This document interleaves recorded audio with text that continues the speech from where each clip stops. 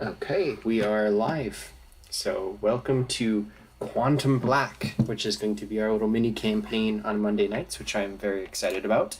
My name is Adrian. I'll be the dungeon master, or game master, rather, for this campaign. And just doing a quick kind of player roster. We have, I guess, just here in the Roll20. Oops, that was loud. That was the YouTube. Oopsies. And if you want to just go off left to right in the Roll20, I guess starting with player of Morthos.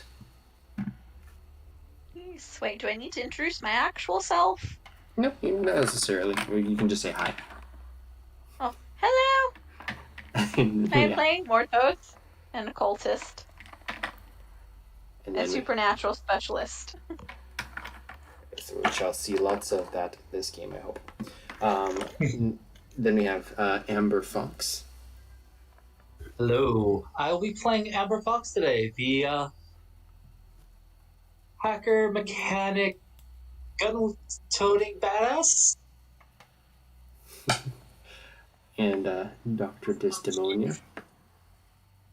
Yes, I will be playing Dr. Desdemona, or Desmonda. There's no D. Anyways, nah, there's a nah at the end. Anyways, I will be the most loving and caring physician that has ever existed on the planet Earth. And, I hope that you guys have fun, because I surely will. Yep, lots of skepticism in the loving doctor part. And then lastly, we have Jess.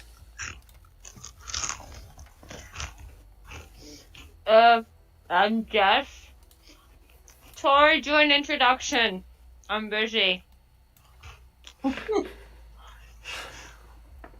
That would be role-playing your character's flaw, I presume. And those sound like chips to me.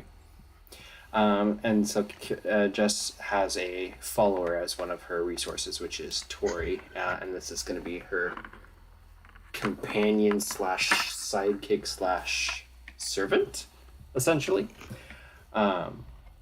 Now, before we begin the game, this is going to be Quantum Black. I am relatively new to the system. I've played it as a player, but this is my first game running it, so if we have any hiccups or rule lookups and stuff, we'll just kind of take it as we go.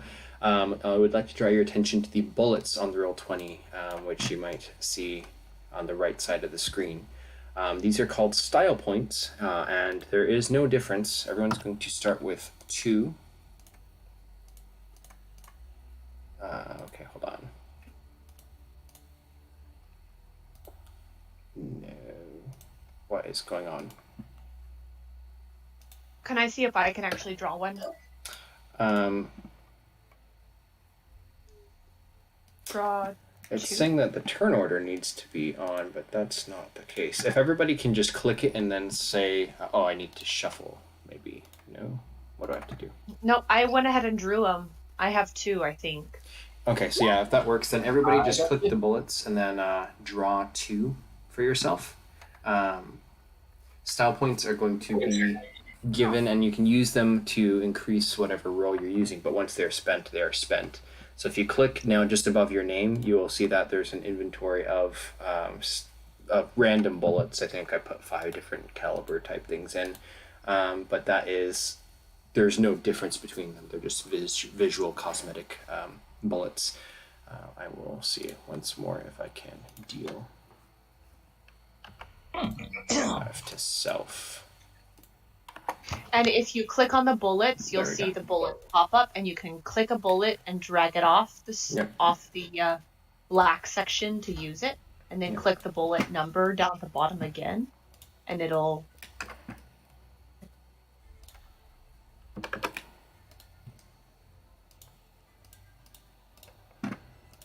Okay, I'm not sure what the difference was. So if you look down there, does everyone kind of have an idea how to do it?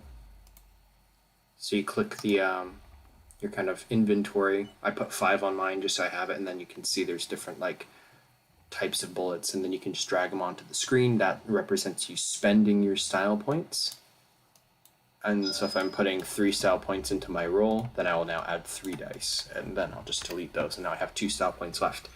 Style points expire at the end of a game, so you are encouraged to use them, or you will lose them. You will all start off with 2 style points, plus ones that were gained during character creation, which you'll go over next. I see you, Dr. Desdemona. But for the actual game itself, once you spend them, they're gone, and then I will be issuing out style points based off of cool moments, funny moments, role-playing your flaws, stuff like that. And just any cool stuff that happens. We'll kind of go from there. Speaking of style points and flaws, please don't forget that I do not know what my flaw is, so you're slightly in charge of this, but whenever it inconveniences myself and or the group, I receive style points. Yes, and I do have your flaw kind of noted down. It is basically up to GM discretion. It is a random flaw for Morthos. Yes. Which is awesome. And I'm excited to see what it'll be. So, it's just a random tentacle. What was that? It's just the fall from Orthos is just going to be a random tentacle. I doubt that'll happen for this game. If he gets a tentacle arm, I would love it so much. Well, if you cast enough dark magic, there's dark costs for doing bad things. So there's probably a way to make that happen, which would be so typical for Morthos, because for anyone who's not familiar with our group in the Dungeon Delvers Guild, there are many Morthoses, or Morthai, and they all seem to have... Clones. Anyways, you gotta just join the Discord if anyone's watching this, and you can learn the history. So, the history of Morthos. So, on the character of Morthos, I know you started with 2. Did you gain any style points during character creation that you can remember? Not that I'm aware of. Okay, so you get automatically 1 for the flaw that you took. So you can draw up to 3 because you gained the flaw. So that'll be 2 for the game, plus 1 for your flaw. And then Amber, did you gain any style points during character creation? I honestly do not know, but I do have a flaw. Okay, so you can gain 1 more style point for your flaw.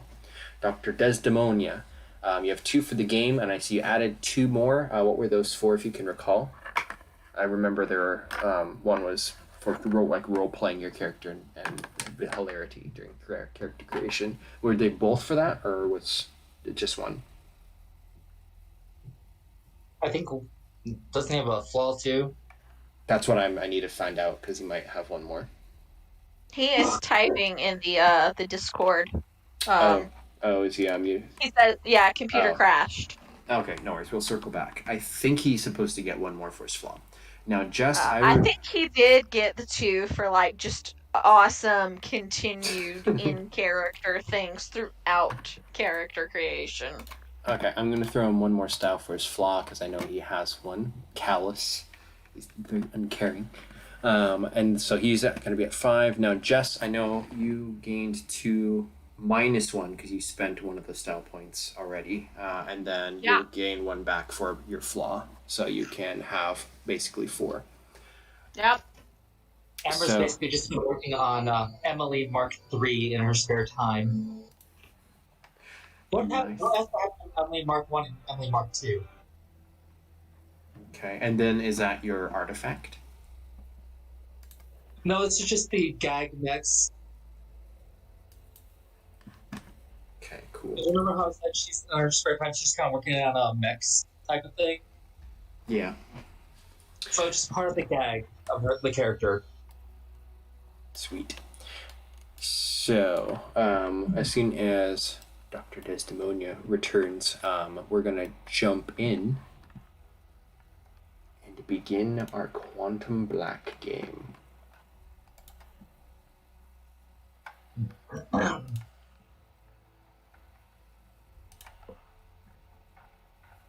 And I know I said it before, but if anybody kind of discovers how the game is kind of flowing and how the rule set works, and you realize there's something you want to change about your character in terms of stats or skills or anything after this game, or kind of we'll address that. But it's totally okay if someone realizes, hey, I really think I need a different like shuffled around to attribute points or something, and we can go from there.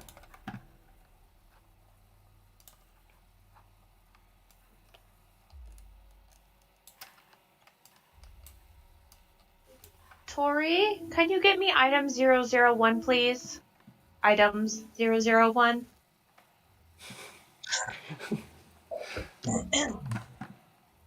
Okay. So the Geologist Incident, Quantum Black. This is a shadowy organization behind the curtains. Up front, they're quantum integrated technologies. They are kind of a major tech company. They've rolled out a lot of new tech in the world, and they're one of like the Amazon or Apples of the world at this point. They're kind of a well-known business, known on the front for kind of all this different stuff that they're going to be producing and kind of researching and kind of all that stuff. On the back end, there's a more shadowy portion of quantum integrated technologies, and that is Quantum Black is kind of their code name for it. It's their Black Ops version. And there are teams that they assign and create and send out are basically to deal with more dangers and investigate issues that need to be resolved around the world in terms of occultists and supernatural activities and things which have started to occur with more frequency around the world, specifically within the last 5 years or so. So Quantum Black was kind of founded and originated in kind of secret and sent internationally to deal with different types of threats. Now it's come to pass with kind of the rise of more of these not necessarily connected incidents, but just kind of rising incidents all the same, and especially with the rise of magic beginning to permeate our universe. A new team is assembled. There's an existing member of Quantum Black who's been kind of a key figurehead in their more recent like a year or so, and this is Dr. Desdemona, and he has been promoted, having gained rank as a resource. He has basically been promoted up to becoming a team lead and being assigned a new squad, or his first squad rather. And so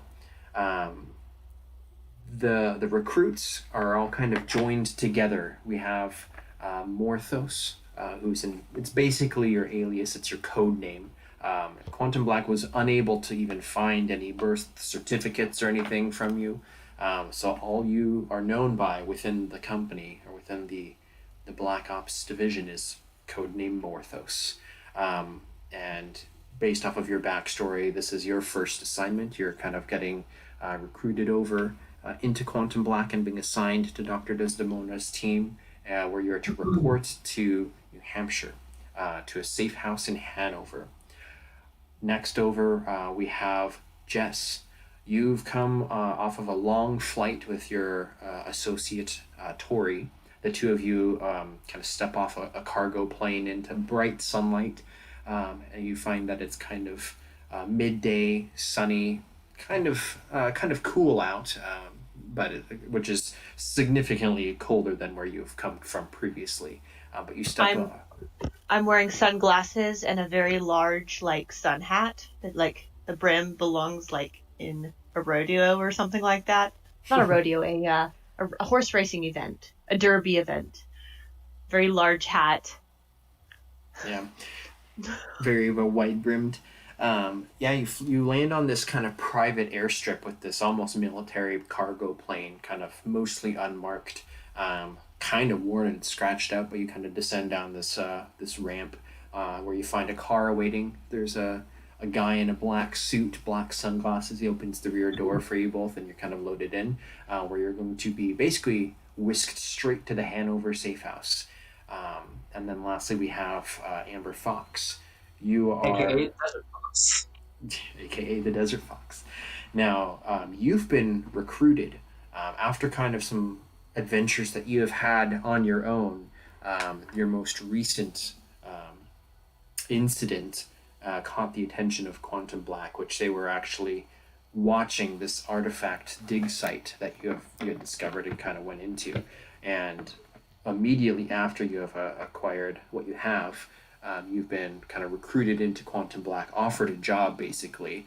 And actually, before we even go in, if you want to open your character sheet, and would you like to make the first roll of the game, Amber? Sure. Ooh. First roll of the game. So I will have you roll an empathy check, which is going to be in your skills. Empathy. I said empathy. There it goes. Perfect. 3 successes. Definitely. That's above average. You can tell that in the recruitment, again, you see these signature kind of black suit guys with sunglasses kind of standing in the background, but the agent in front of you who's offering you this position, talking about relics, talking about opportunity, talking about the future, and kind of a way to kind of make your goals become a reality off the radar, where you have a lot more freedom to build, to explore, to kind of make things. You can tell that even with this enticing offer, which you accept, our eyes are just wide and sparkling with such excitement. Like, I get to take things apart and figure out how they tick and then build things. Sign me up. Yeah, definitely. What you would also know, though, is if you said no, things could have very easily gone a different direction. But your name comes across the desk of Dr. Desdemona as he's kind of looking over the new recruit rosters and kind of their different dossiers, which everybody can see. Everyone has their own individual dossiers in the handout section. So you can kind of look at what public information there is on each character at this point. You can add in information if you want on the open setting. Everyone has public access to the dossiers. So, for example, with Amber, if you open yours, you can see that there's a couple things that are all like blacked out and whatnot.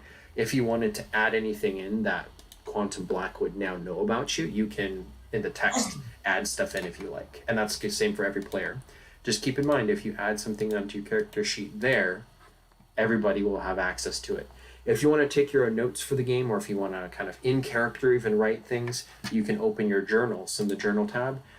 There's a private journal, which is the category that's, you can see only yours, and then there's a team journal. So if anybody wants to take notes, that's going to be shared. So if someone wants to like record names or anything that you want to record on paper, so to speak, you can use the team journal.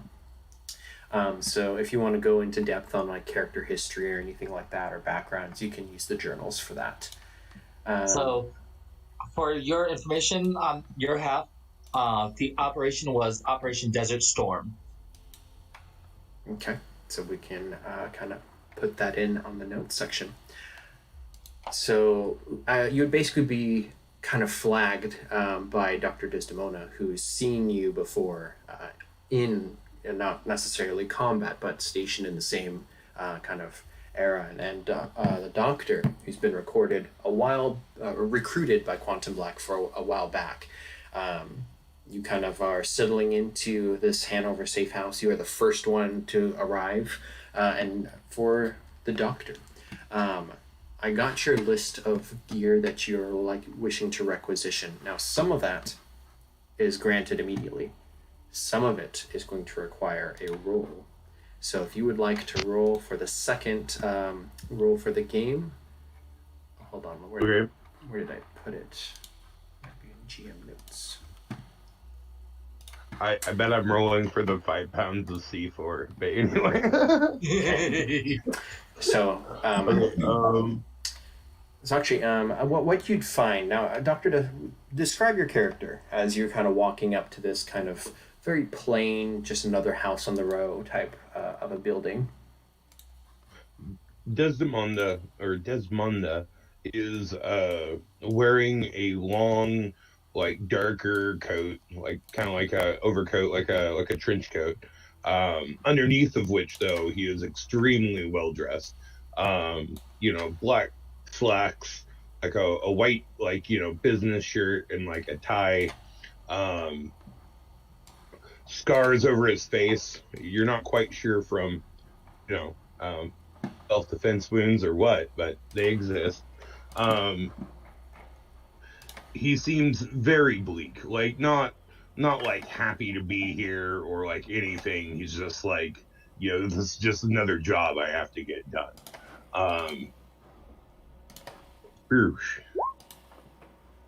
White. Oh man. Okay. So as you're rolling the administration, what you find is inside the safe house, there's actually no keys to it. It has an updated entry door where you have an electronic key card almost. It's like a key fob that you'd have for a car, but just getting close to it, Right. It kind of unlocks as you get inside. You find that it's a 2-story, kind of an old-looking property. There's a hedge on the left, wood fence on the right, chain link fence in the back, which separates almost a shared backyard between the neighbor house. They have Doberman pincers. I forget how to say that word. Never mind. But they have 2 dogs, and the chain link fence just kind of keeps them on their side, and your side is open with just a little 10 by 10 patio with a grill on it. And in the front, there's no fence. It's just open up to the grass and up to the front yard. There's a 1-car garage and a 1-car spaced driveway, a little porch. And as you kind of step up, the door kind of buzzes and opens. You see the little red light flick green, and you just kind of push the handle down and give it a little push.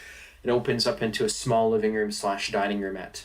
And then there's a second bedroom with a closed doorway. And then there's a kitchen, of course. Thin staircase going up, and then there's also a little staircase going down. Based off of you knowing what the safe house would look like, kind of what to expect, going down leads to the basement, which is actually more the secure safe house portion of the room. There's a staging area down there. It's all brick wall, no exits in or out, basically. It's all kind of soundproofed and kind of fortified, if you will, so you can't just break in. But it does have the drawback of it's one way in, one way out. But that's kind of the secure area where if you're wanting to do anything, that's an option.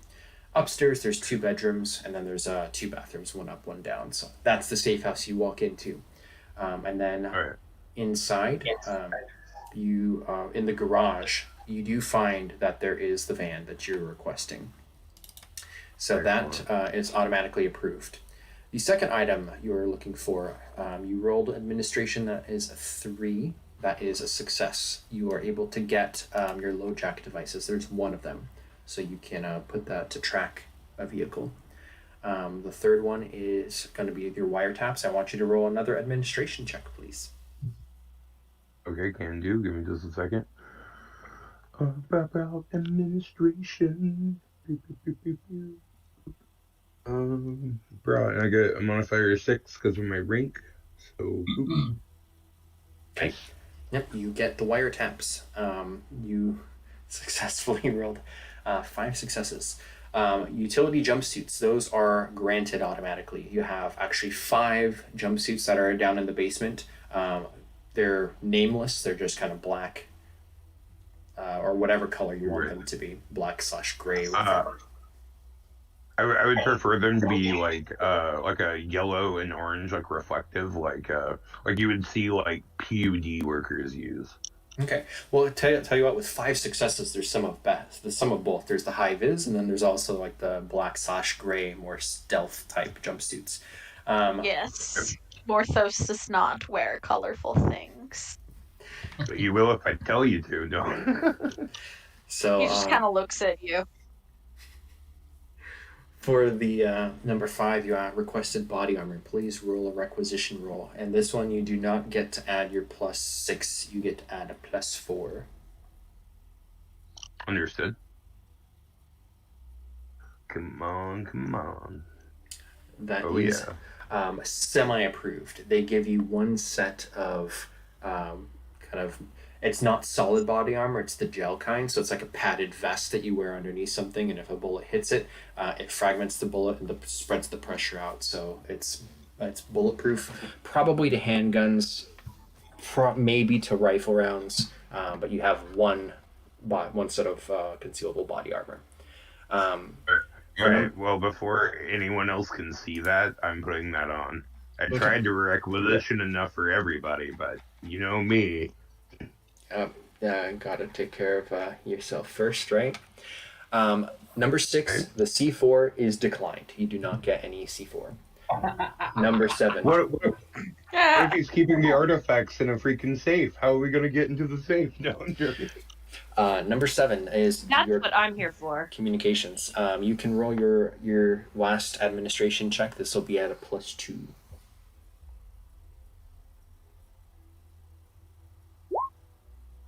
Okay. The earpieces are not provided. Your contact, which you have been communicating with electronically only, he only goes by Green, Greene. He's your supply officer that you've been in contact ever since your previous team, which, out of curiosity, whether you want to say anything now or just kind of write it into your journal later, I'm curious what happened with your second team, because you have a new team now. With your promotion, that could just be disbursement because they don't want you to be. Quick question: is everyone in the safe house already? Everyone's about to arrive.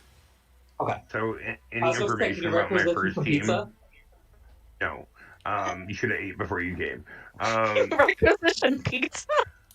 If I was there, I would be all for this. My first team, I would like to believe, like any information about it is completely redacted, so that Cool. you don't want to sow discord, but yeah, they're dead. Yeah, that's kind of. I had a feeling. It's not uncommon for promotions to pull people who are getting promoted out of a team, though, and kind of reassign. That way, you start as a command rather than like an equal being promoted, essentially. Right. So, anyways, you arrive to the safe house. You're in the basement. The car, which actually, let's see, Morthos would actually get there first. Now, Morthos, you have your own transportation, whether you took kind of just the public transportation and kind of made your way on foot, or how would Morthos arrive? Coming up to this, a very plain Jane house on the road. Yes. I say a series of public transport. I was trying to think of something, and I'm like, I don't know if public transport would be feasible because for intents and purposes of background story, I was thinking, he would be from like Salem or something. Mm-hmm. Oh, you could have took the Greyhound. It could have been right. It could have been like you got an envelope in the mail from Quantum Black, and it's got like 6 train tickets and bus tickets, and just kind of linking you all over until you get over to the East Coast. Right. Adventure. Yeah. So I'll kind of a little weary from travel. Would describe Morthos as you kind of stroll up the sidewalk to this open front door. Yes. So it's kind of tall guy, very dark. It's not a colorful person, and he would be very tired from all of the transportation. Would kind of look around, make sure there's nothing shady, make sure this safe house is truly safe before entering. So why don't you roll for me a investigation? Are you trying to like scope it out from like before you even go inside, or are you just kind of because you've got the key fob to get in? It's just kind of a vague, like, okay, let me look around really quick to see if like anything is just amiss, really. Okay, if you want to roll a perception check, that'll be at the top of your character sheet under secondary attributes, so the second one down. And then for rolls, just so everybody kind of is on the same page, or a reminder maybe, right next to the skills tab, you're going to see a little box that says modifier prompt. Generally, you're going to want to have that on. It's going to make it easier for future like rolls. If you don't have a modifier, you just skip the next step, is like it'll just have a 0. That's how many additional dice you're wanting to like roll with it. So if you have a modifier, or if you're using style points, you would put the number of bonus dice you're rolling. So that could be a 1, 2, 3, whatever it is. And then so do I need to re-roll since I didn't have that prompt on? Nope, not unless you wanted to like spend style points or anything. Okay. But yeah, just a normal roll is you just roll it normally like that. You don't have to use the prompt. I just find it easier to leave it on. Okay. So 2 successes, that's average. You're able to kind of scope it around. It's a quiet neighborhood. As you kind of look around the side of the house, you can see the chain link fence in the back, and the 2 dogs are just kind of like being quiet. They're sitting down in their backyard area. If you go up into the house, kind of the buzz code unlocks, and you're able to open the door. You see kind of the same thing. It's very well kept. It looks like it's maybe not even used very much. Like a maid's been here, but it has like maybe 2 weeks ago, and it's just been kind of freshly organized and cleaned. You can go through, and you would hear something downstairs, and it's the doctor, as he's probably just emerging. Is there anything you wish to do in the moments you have before everyone joins? He would probably look at the doctor and be like, "You the leader?" Did you not read the files? No, okay, whatever. Nice to meet you, C. in Morthos. Well, I don't know if he would receive something with pictures of everybody, so I think it's a clarification thing.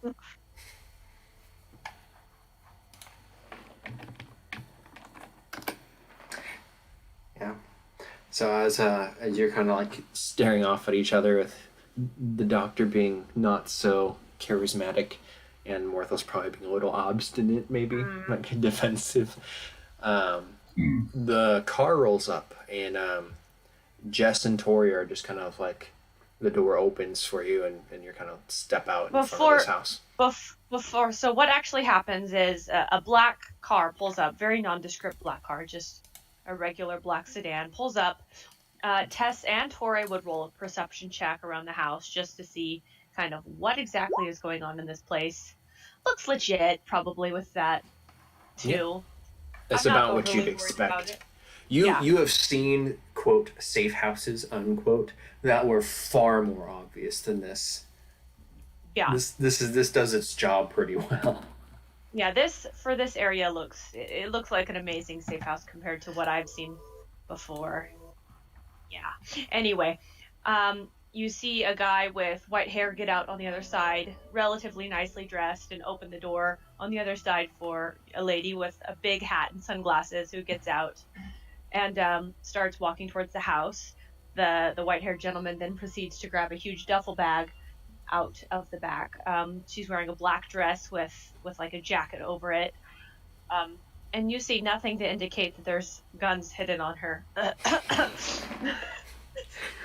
So, Tori Tori would kind of run around you, still holding these 2 big duffel bags. He sets one down on the porch and pulls out, I presume, 2 key fobs, because he's probably got yours too. And he buzzes open the door and kind of steps aside so you can enter first, and then he'll grab your duffel bags and follow in after. Tori, you know what to do. And then he proceeds to set up my hammock. Your hammock? My hammock. I'm not sure there's a place to put your hammock in the living room. You could put it in a corner. Dang it. You could put it in a corner if you nailed it the sides to the opposite ends of the corner. Yep. If you wanted to mount it to the walls and stuff, you could do that. But there's the railing and there's a standing lamp, but it wouldn't be able to hold the weight of a hammock. So if you wanted to have Tori actually get out some tools and stuff, or try to find some tools, because I don't think he actually has those. He's more of an admin background, so he doesn't carry drill and screwdriver and stuff like that. But he can try to start finding stuff for you if you want to tell him to do that. Yes, I want my hammock, please. Okay. Until then, I will proceed with getting into the duffel bags and procuring and storing said items. Okay, so if you're wanting to utilize one of the rooms, there is a room on the first floor. There is 2 rooms on the top floor. Which one were you trying to take over? Not specifically any room, but all of the rooms. Okay, and that's going to be backtracking to your stealth checks then. So I'm going to scroll up. Yeah.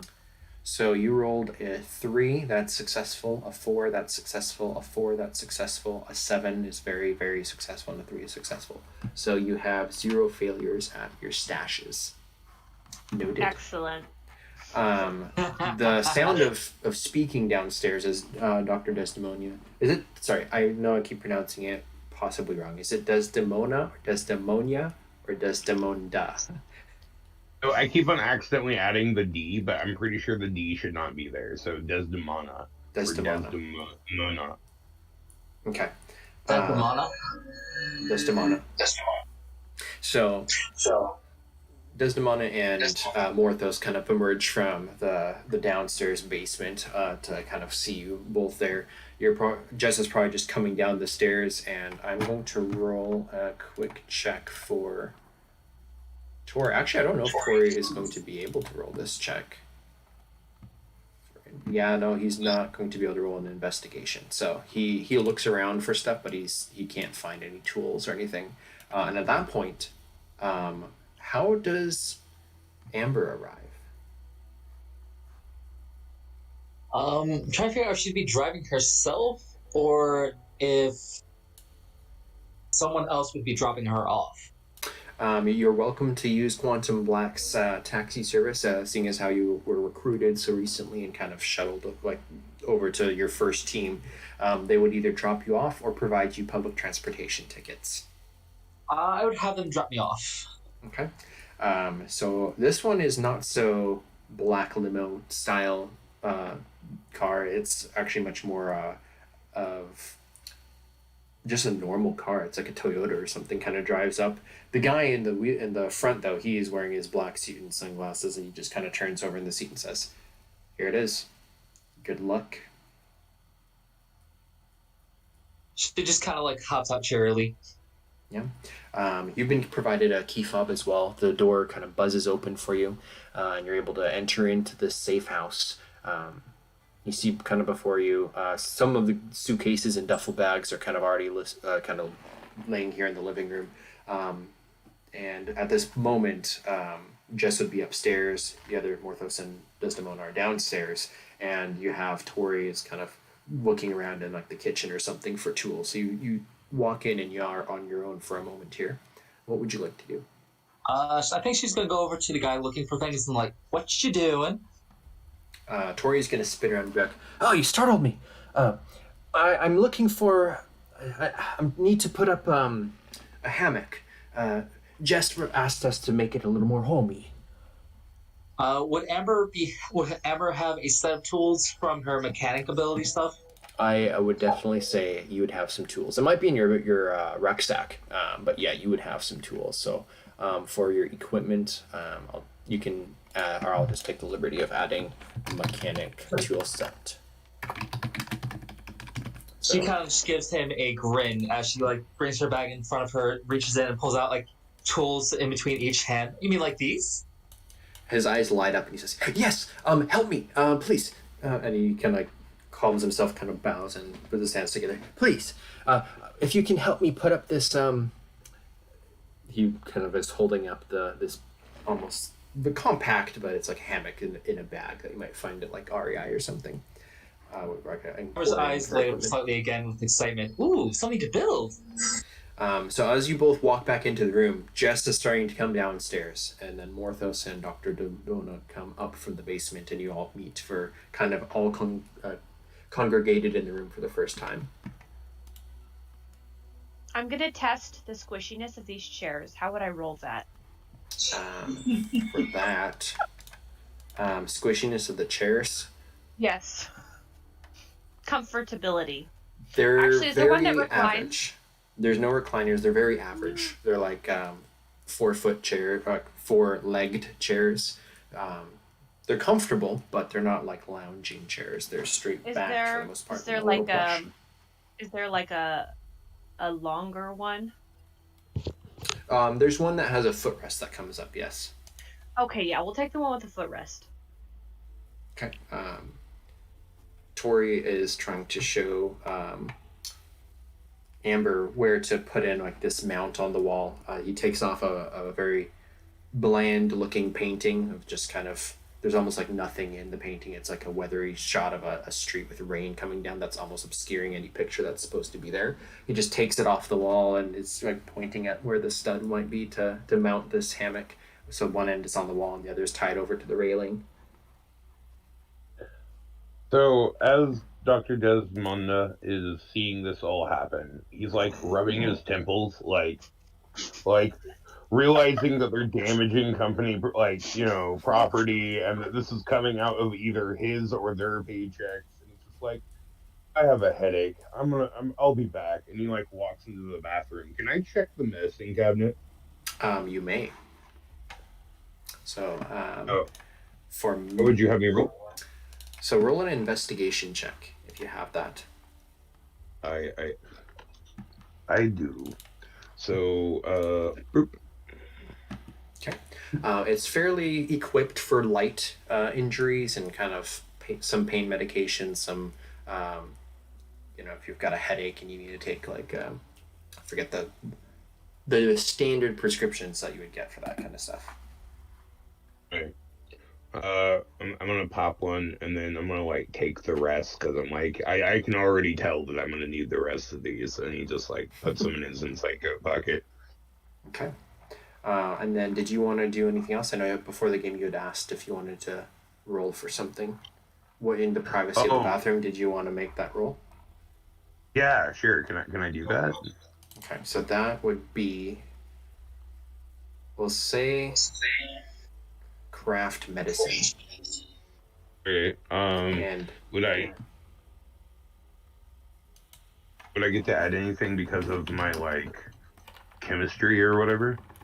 You can add a modifier of a +2 because you have synergy with the chemistry specialization, yes. And then also, just so everybody remembers, you can add style points in any time that you want. You just have to let us know or let me know before you're rolling. So if you wanted to have your die pool even larger, you can add style. And again, you can save them if you wanted to wait until stuff starts happening. You may do so. Great. So yeah, I want to save mine. Okay. 5 successes. So you are able to create or begin to start creating some kind of a mixture. It fits into a little vial which you've got in your medicine bag. You're able to just kind of put it together and with a stopper in it, and it seems to be some sort of maybe a stim that you're able to build. Unfortunately, it uses most of the standard medicines that were in there. But you're able to create kind of a stim.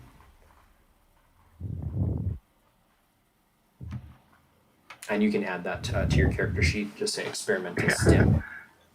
I was just saying that, but I was muted. I was about to say, yeah, I just put in experimental stim. Okay, cool.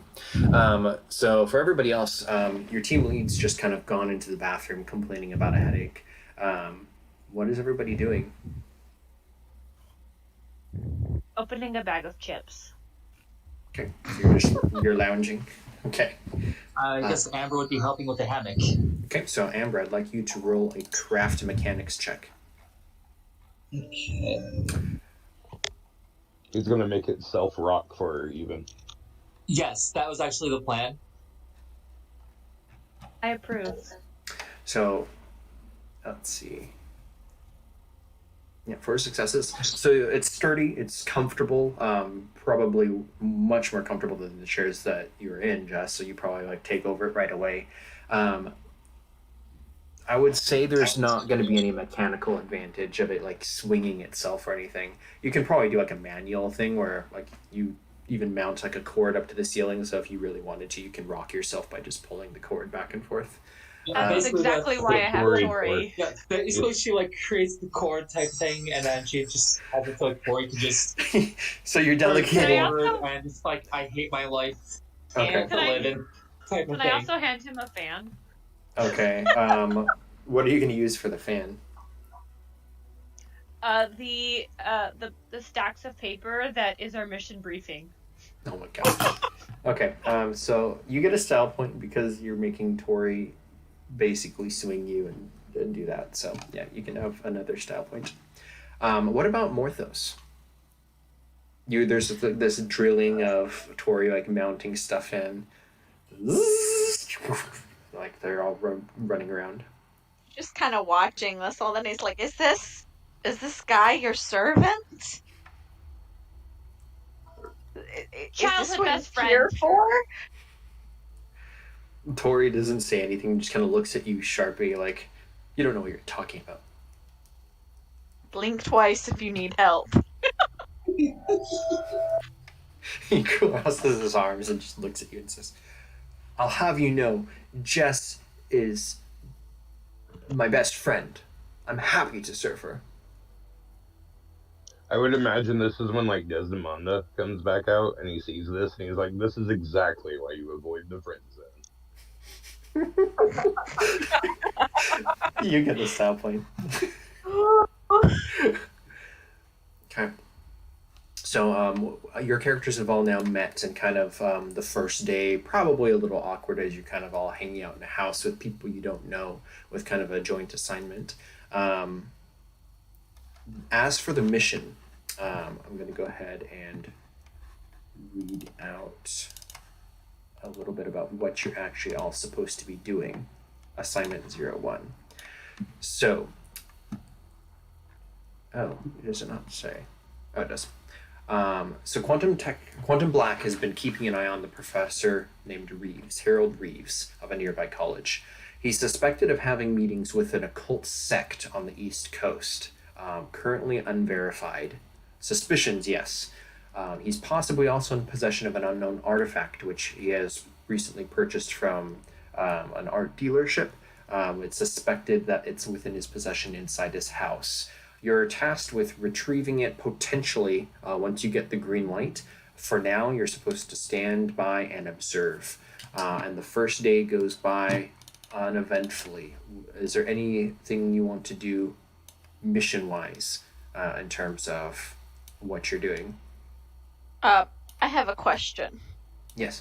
Would I know anything about this occult sect that this guy is meeting with? I was hoping you'd ask that. That's going to be a roll, which would be... I want to say there's a history check in here, isn't there? Or I'm misremembering.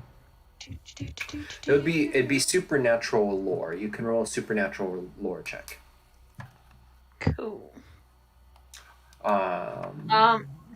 What in the world is this dice pool modifier? So it would do I have a modifier? Where is the modifier? That's if you're going to be using style points, or if you have synergy with something, or someone's helping you. For you, that would be a 0 unless you want to add style points to it. Got it. Yeah, I'm pretty good at these, or I should be at least. Okay. So with a 5, you know, in this area, there are probably a couple different types of like sects of occultists, or even like ones that are starting up in this about various things. People who study magic, people who worship magic, people who are obsessed with like alien life and stuff like that.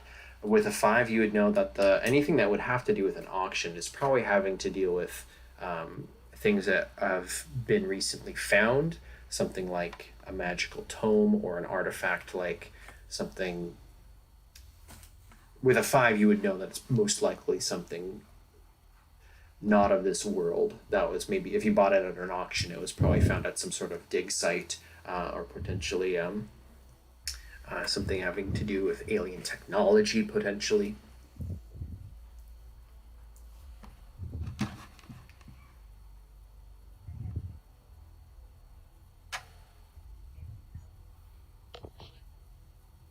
I don't think I'm going to give you a name for what it would have been specifically, though, just because with just your background knowledge of coming in, that's what you would know. But for specifics, you'd have to kind of go do a little bit more digging. All right, I think about this point, Desdemona would call everyone down into the basement and be like, time to like really do the mission briefing. Didn't you just give us a briefing and they said we were supposed to stay, still, hold tight for now? Okay, you lazy person. He's trying to be real nice with how he says that. That's as nice as he can be about it. Amber holds up a finger. We need to stay in the building, not... not perfectly still. So, Amber holds up a hand. So you need her to get out of the hammock, right? Tori, help me out. I got it. Amber will actually take the rope that she has on the ceiling and give it a really hard tug to flip the hammock upside down. Oof. Can I roll dexterity for landing on my feet? That would be an acrobatics check. Acrobatics. Got it. Yeah, you're plopped out, but you land with surprising grace and agility.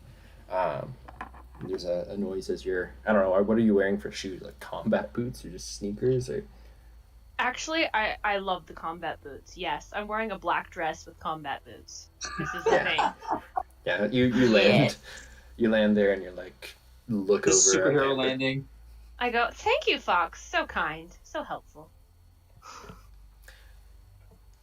And I head down to the basement. She beams cheerfully and falls behind. Seeing all that, like, and knowing Amber's, like, real intentions there, kind of like, just for a brief second, there's, like, a little bit of a grin, but it, like, fades just as fast as it comes. Okay. Yeah, you go down to the basement. There's no windows down here. It's all kind of LED lighting, which is kind of a contrast to the old brick. But there's a metal table. There's plenty of chairs down here. Most of them are like fold-out ones that are still stored on like a rack. But there's 5 chairs for you all to sit down at the table.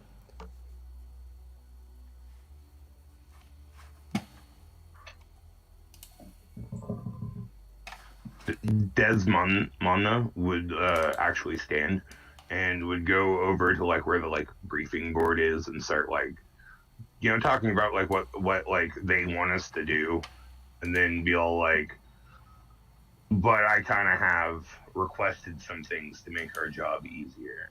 So I have gotten some wiretaps and a low jack and a surveillance van. That way we can essentially like pose as like PUD agents or, you know, Spectrum Internet or whatever. And we can tap his internet and phones and have a better idea of what's going on in the house. Low jack will serve us well because to do some of the internal wiring we'll need him to be gone. So if we can have someone that is of a stealthier nature sneak over and lowjack his car, we can get this. We can know where he's at and when he's coming back. Is his car in the driveway or in the garage? So it sounds like you guys are making a plan. So who is going to go find that information out for where the professor lives? I thought we had that information. For his home address? Yeah. Yeah, that would make sense. You guys have that already. That's fair. Okay. And Amber asks whether or not like his car's like in his garage or in his like car's parked outside. Tori, check out Google Maps for a brief overview of his house. We won't know whether or not his car is parked inside of his garage or outside until we get there. I mean, unless you want to do a quick jog by or something.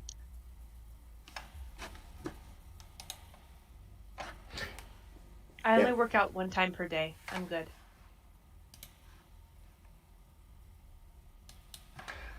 You'd be able to find out pretty quickly that it's the house you see here. It's kind of no real gate. It's kind of unkempt on the outside. There's a driveway over there where his vehicle is parked. It doesn't seem to be like anyone's home. Apparently he lives alone.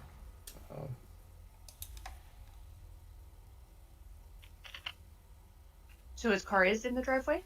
It is. Excellent. I figure if we wait until nightfall, we can probably like have say he looks over at Jess and goes, the stealthy one. Get up close, sneak in, and just like attach it to the bottom of this car. in and out real fast. I was going to suggest that mess with the car a bit so where it doesn't exactly start and he has to call a mechanic, aka, she points at herself, me. I go and take a look at the car, and while I'm beneath, I just stick it on. Desdemona thinks about this for a second, goes, yeah, but that could also be a little suspicious. You might want to raise as little suspicion as possible. As horrible as I feel saying this, he has a point.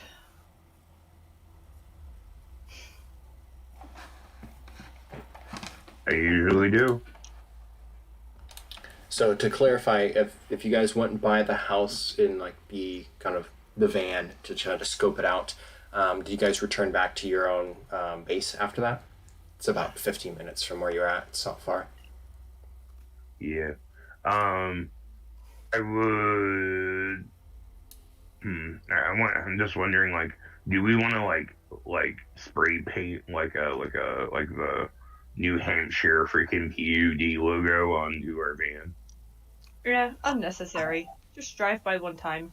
Not. Maybe Amazon. Amazon would be a lot less Conspicuous. Yeah, Amazon. Let's go with Amazon. And yeah, until PUD workers step out of an Amazon van, but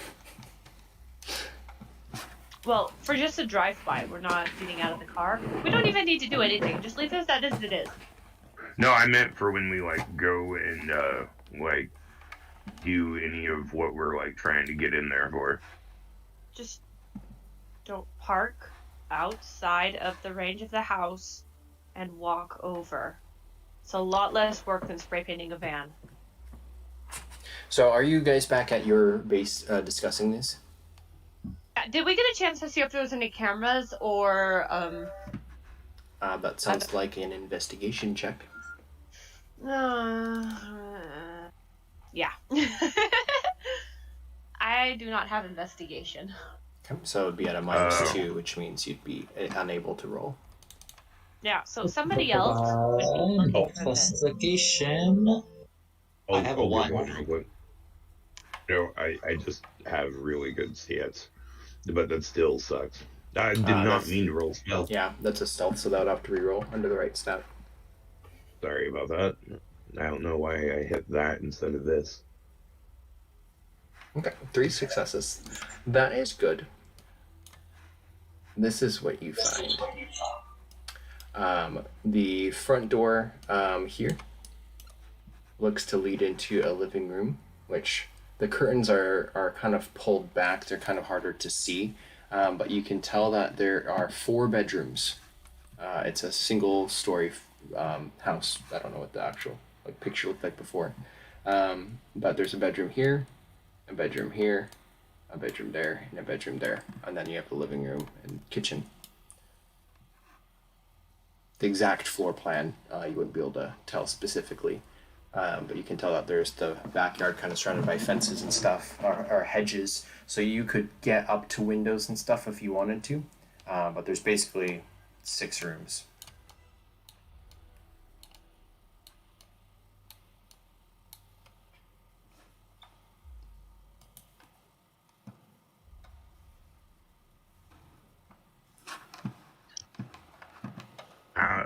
I think the first thing we should do is wait until nighttime and LoJack his car. Okay. So you return back to base? Yes.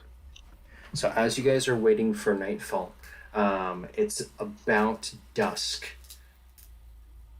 when Dr. Desdemona, you have your cell phone kind of vibrates, and it seems to be a call from Mission Control. I'll pick it up. Okay. So immediately you hear kind of this voice answer on the other side and say, "Doctor," and his voice is kind of garbled, almost like it's a voice changer. "There's been a report from the house. The police have been called. There's a dead body in Harold Reeves's home." Identity unknown. The police have. We just caught it on the scanner. They're called for backup. One officer has been attacked of some sort. He's down. He's being taken to the hospital. The police are in standby outside the building, waiting for the FBI to arrive. We need you to go in there first. I'm scanning over fake IDs for you all to be able to utilize. You're gonna have to pose as them and get in and out, find the artifact, see what's happened. Okay. Desdemona will be like, understood. Now, real quick, who got sent to the hospital? A police officer responding. Oh. Okay. Yeah. I will. Like, understood. My team will head out as soon as we get the IDs, and then he will hang up, and then he'll look at the team and tell them what the phone call was about. Do you got a camera? I need a camera. You probably have a camera on your phone. No, like a police camera. Why in the world would a police officer use a camera phone? Can I look at you like you're an idiot? Insinuating that she would like to pose as a crime scene investigator. That's what I am catching here. In the background, your fake IDs start to automatically print from a printer that's been in the office room on the first floor. Okay. You will hand them out to everybody. Also, cameras do come in handy for investigations in general. I'm surprised you don't have one. Wait, do you have one? Yes, on my phone. He just kind of laughs. Morthos is curious if his fake FBI ID would have some kind of actual name for him, because I'm sure, Agent Morthos isn't quite believable. They say special agent on them, and then I guess, they would have a name if you want to make one up, or I will assign you one.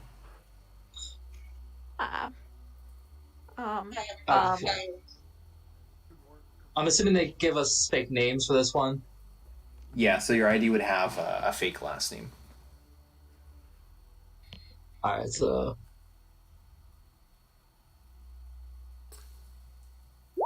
Special Agent Della Rose. Okay.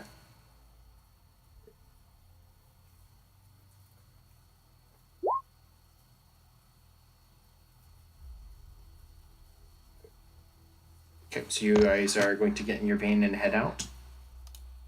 Or what are you going to do?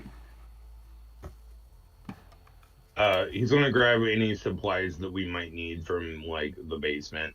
That's in, the basement. And then, put it in the van. Be like, okay, it's time to go. Okay.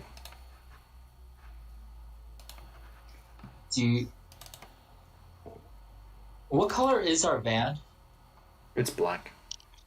Oh, I can easily put the FBI letterings on it. Can I change into a suit? Into you mean you don't want to wear your dress and combat boots? My less conspicuous combat boots with my suit, as I most likely have the suit. They're the same pair of combat boots, just they're your inconspicuous ones. Yeah, that's fine. Get into a suit as well that fits the occasion. Okay, so you can all gear up and head out. So the van kind of pulls up. Tori's probably the one that's driving, and you can see that there are indeed a couple police cars on site, and they've kind of set up a perimeter around the building. Let's see, everyone's tokens should be. You can just drag your tokens onto the map. Who's getting us permission to get in there? I assume it's not our as charming as a prickly pear boss. Yeah, I heard that.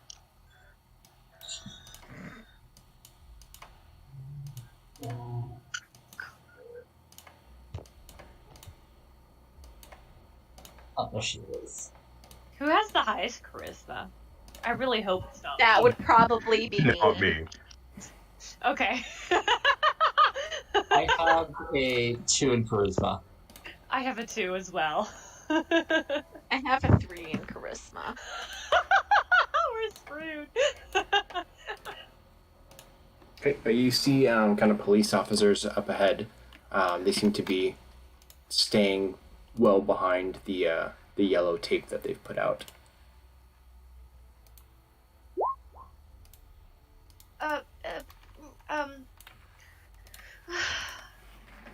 Guy with a name who has an M. Not the doctor, the other guy. Right, I probably should Guy remember with him. a name who Markov? has an M. It's Markov. Thank you. Make sure that we get a, update on what's been happening in there. Because if something's gonna come at me, I want to know, at least to expect something. Yes, if there are any supernatural goings on, I will be able to tell. Well, even if it's not supernatural, a guy with a gun, Well, that would be good true. Do I see any of the police officers around? Yep, there's 2 officers by each car, so 4 of them total. Okay, I would Alright. not say loudly guy with a name that starts with an M. I would hope not. Okay. I will walk over and flash my badge and be all what? Tell me what's going on here. What's the predicament Situation. here? The police officer just kind of greets you and says, "There is a call. There is a body found inside. The landlord, he's off over there," and he points to a guy who's kind of just waiting in one of the cars over here. "Hey, he came over, found an old guy dead on the carpet. We came immediately. We went in to try to figure out what's going on. One of the officers started to have almost like some sort of attack, like he was sick or something. Like he was started coughing, had trouble breathing, and you're not gonna believe it, but he was thrown against the wall, but nothing. We were all backed up. It was just crazy, but we were having him checked out at the hospital, and we're waiting for you guys to arrive to figure out what's going on in there." Interesting. I'm gonna need you to come with us. Okay. Sir, I think we should check the situation. He leans over and he nods, but you can see in his eyes he's like, "Don't fuck this up for me." Special Agent, I think this is your territory. Shall we head over? I say 2 more of those. Yes. Let's go check things out. Okay, so you pass under the yellow tape and begin to approach the house. It's dusk at this point. The sun's just kind of gone over the mountains. Are all of us heading over underneath the tape? You tell me. I don't know. I am. And I see Dr. Desmona is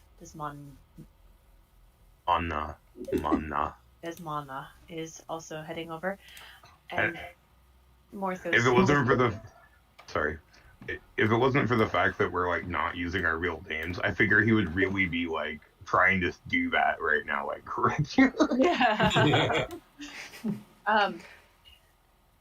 Did we check the body to see if it is our target?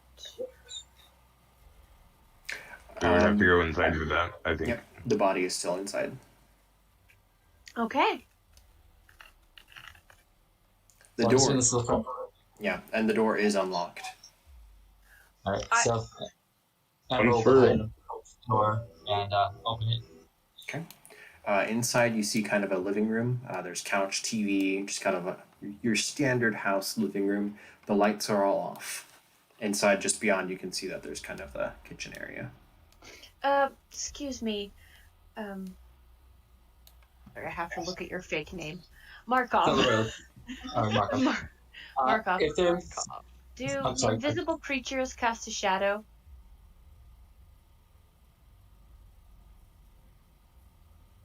Okay, out of character here. That's a spectacular question. Um, That I don't know how to answer. realistically, I don't know if Morthos would, even with like knowledge of the occult, like your experience with actually meeting other creatures is fairly limited. You can roll a check for it to try to see. So that would be your supernatural lore. I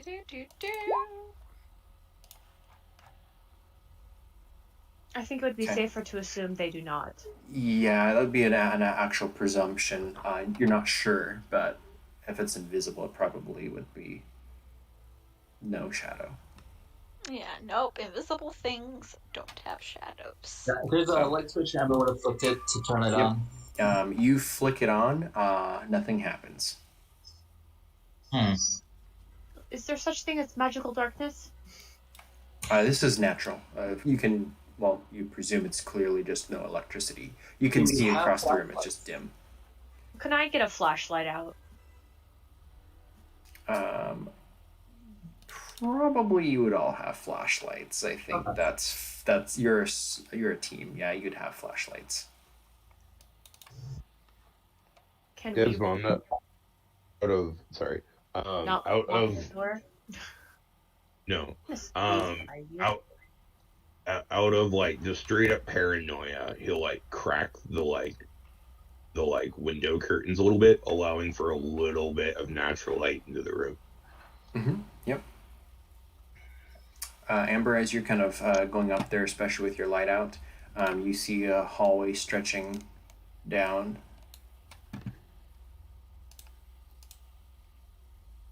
In the hallway, if you peer around, there is a dead body here. A shriveled old skeleton laying on the ground and kind of curled up into a ball. Well, we found our John Doe. Also, She says, shining her flashlight onto it. Fox, how good are you at defending yourself? Well, what was the question? How good are you at defending yourself?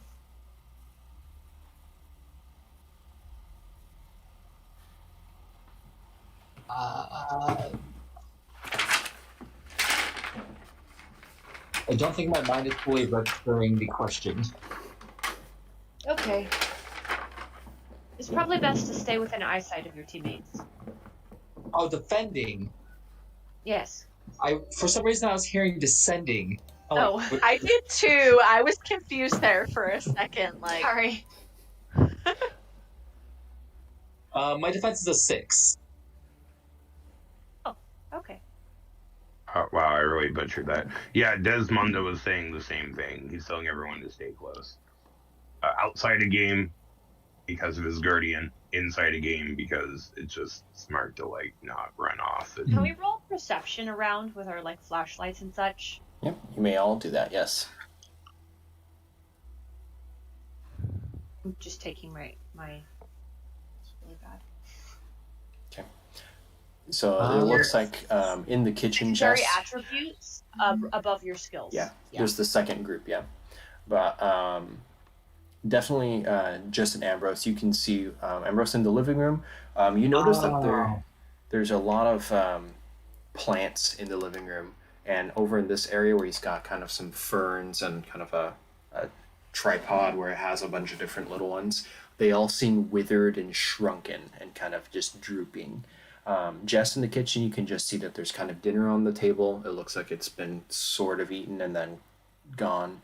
Morthos, looking down the hallway, the darkness of the hall, even with the flashlight, because all the other doors next to it are closed, you see just the outline of this body, this skeleton.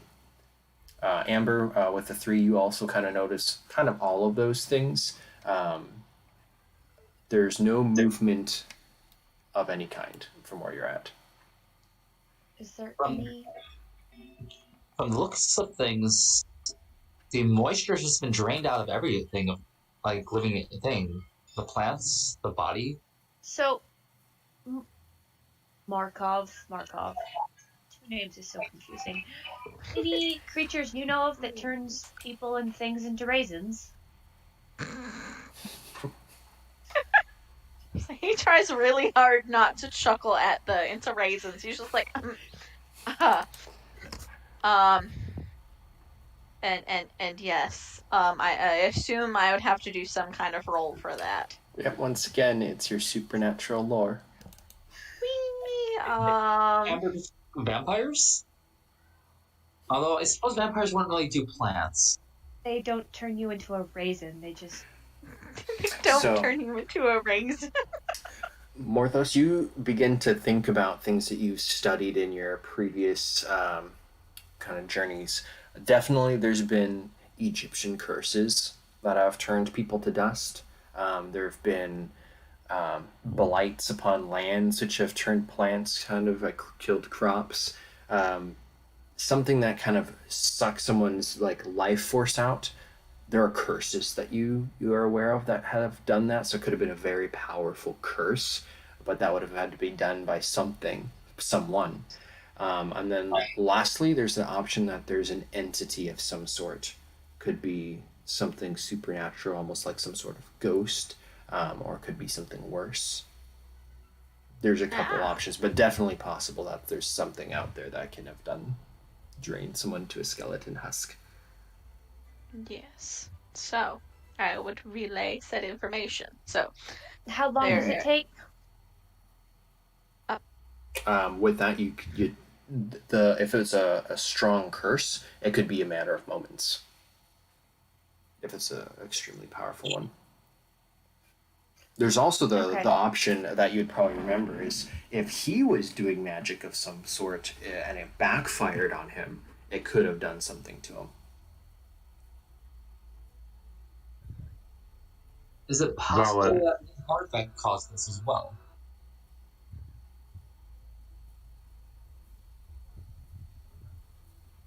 Sorry, I did not get what you said. It's possible any of those could have happened. If you might be able to learn more if you go towards it and look it over, but just peering through the hallway. Body. Oh my god, it's not letting me whisper to Marcos. Oh no. Oh no. That's because Fox was between you. Now that she's on the other side, you should be able to do it. Right. So Amber, as you step into the hall and you're shining your light, roll another perception check for me as you're entering into this section. Okay. Perception. Your light is kind of focused here on the body. It seems to not be disintegrating, but like it's become very dusty and almost ancient. It does look like you just uncovered like a tomb. Can I shine the light on the ceiling? Sure. If you're wanting to look down the hallway, go ahead and roll perception. Yep. Perception. Your average perception is a 2? Well, mine is 2, I suppose. So, Jesse, as you kind of are shining your light following along the ceiling, you notice that there does seem to be a trail of something, almost like shimmering, like a haze of color, almost like, say, the northern lights or something. But as soon as your light hits it, it kind of like goes like flying across the ceiling and disappears through this door. It's like almost like this haze of color. Okay, invisible creature that looks rainbowy in a non-invisible spectrum that runs around corners into darkness and does not like light. Ringing any bells? Also, your average video gamer.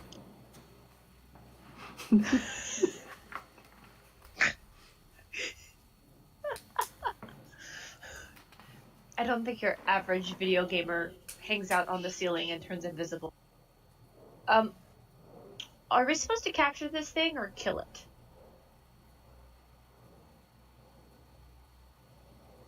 There was no mention of anything besides an artifact and his potential occult ties. Okay. Well, I think it went down over there. Why don't we go ahead and check out some other areas? That was my thought too.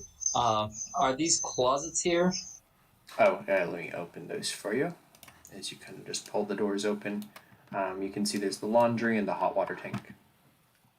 There's some miscellaneous stuff kind of pushed in like storage, but nothing else. Alright. So we'll go ahead and close them. And Can I squeeze around you here? Oh, I Yeah, was just you'll- about to go there. Can I shine the light in this room? Okay. This is his bedroom, it looks like.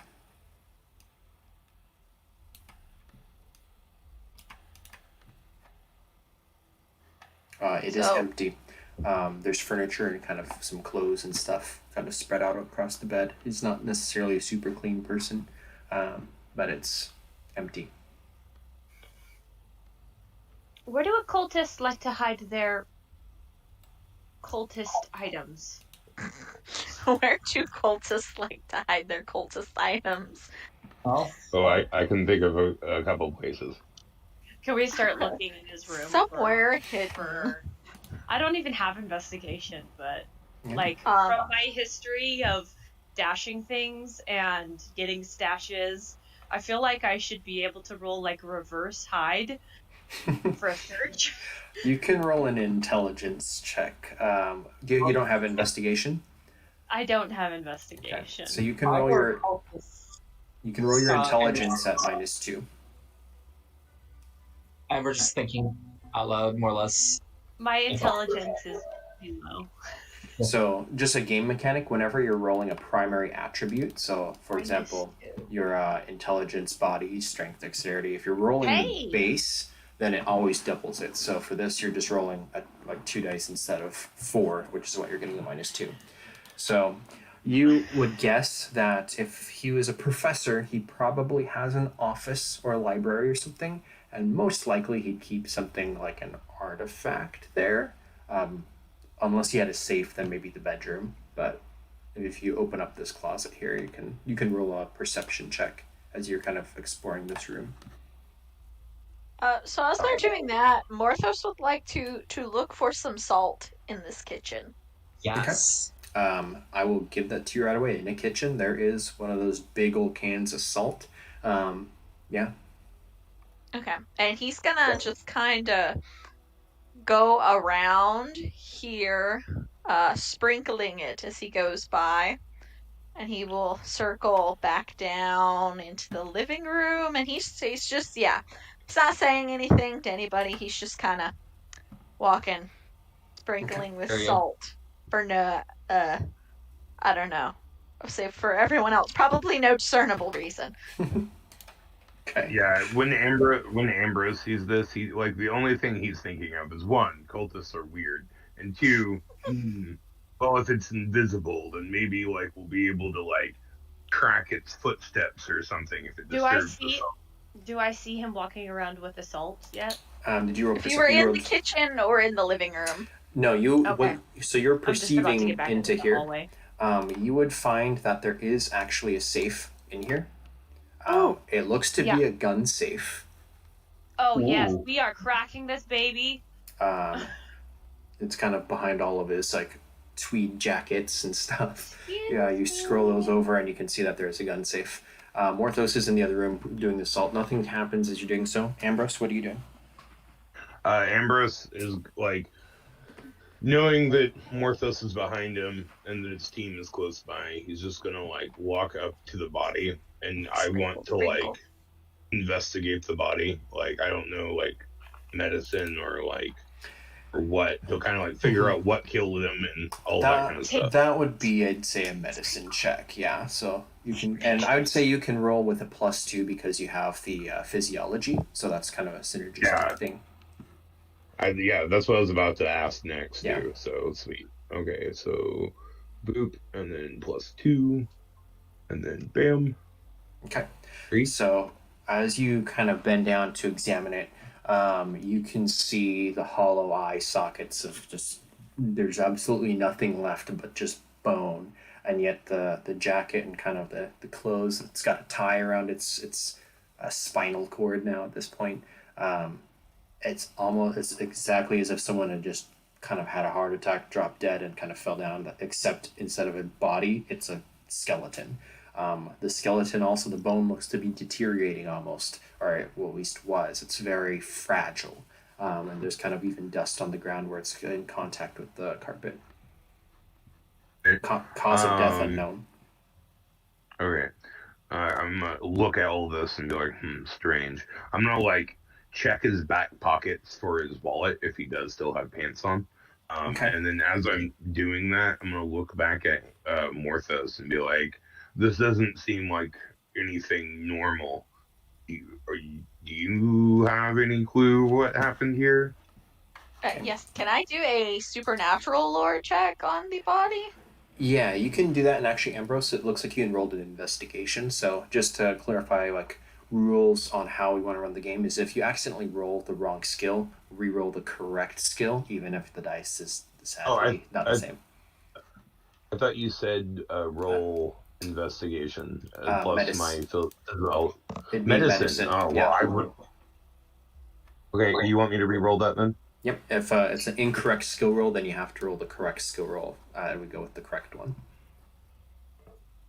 I'd say the difference is if the dice amounts are the same. Then, no, even then, no. I want to go with the correct skill. So yeah, I'm really good with medicine. So for the 5, you would be able to tell that the decay happened not instantly. It's been over maybe deteriorating from like a body to the skull to the skeleton over the course of maybe like an hour. Like it wasn't like seconds, it was longer than that.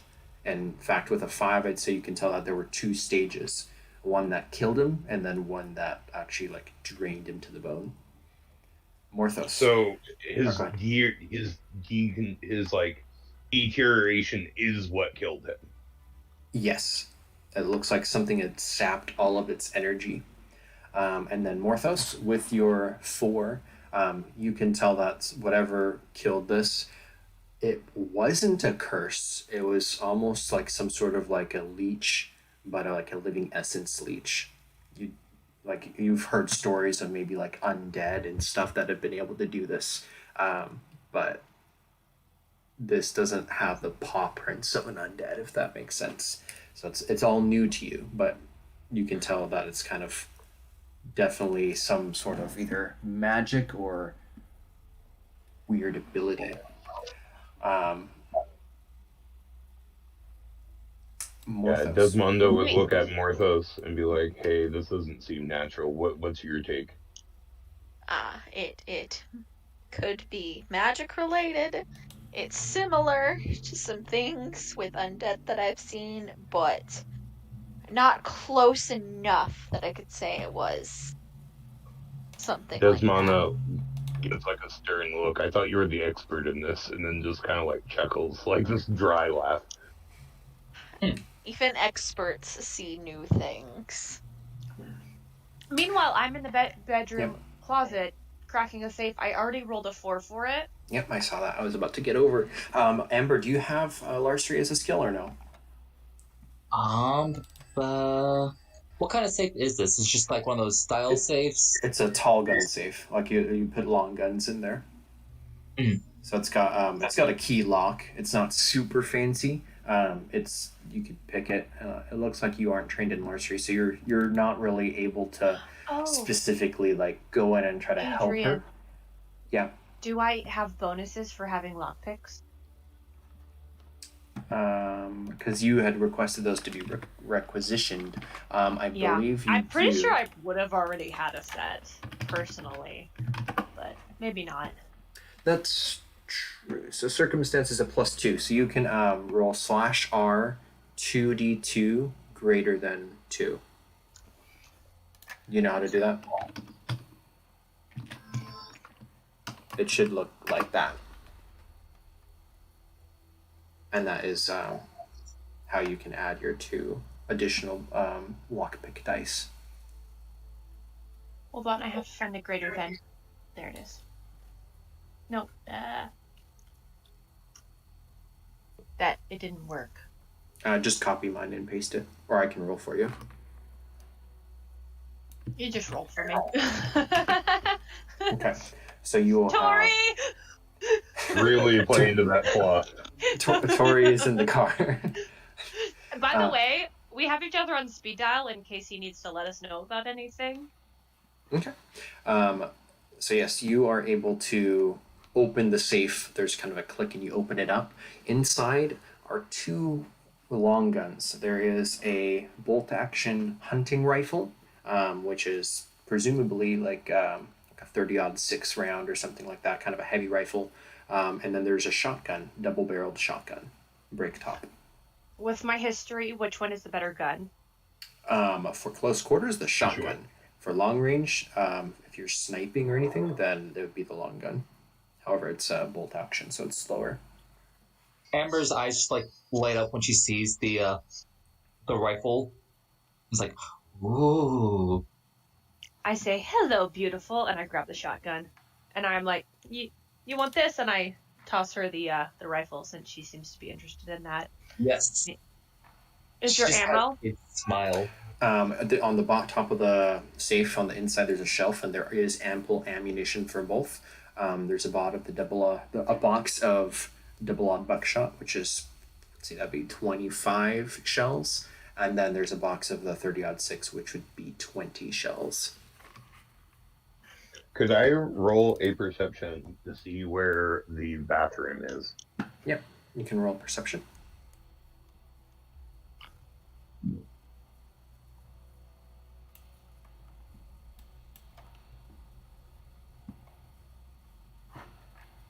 You could also move down the hall if you want, but just shining your light with a 3 perception, you can tell that just around the corner here, it looks to be headed to the bathroom, and then over here is kind of more to a linen closet.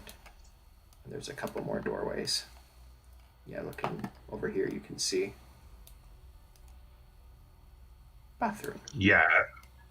Okay, I don't really want to go over there alone, but I will. So if I die, then this is my fault. I'm going to go in the bathroom. I would like to check the medicine cabinet. Okay. You may roll your investigation check. Okay, what shall do as soon as I find it again. Okay, there it is. So, and then while you're doing that, Morthos, you enter into this room where Amber and Jesse are just coming out of the closet, and you're still sprinkling salt around. Yes. Okay. I would also like to go into the closet as they exit. Okay. To sprinkle.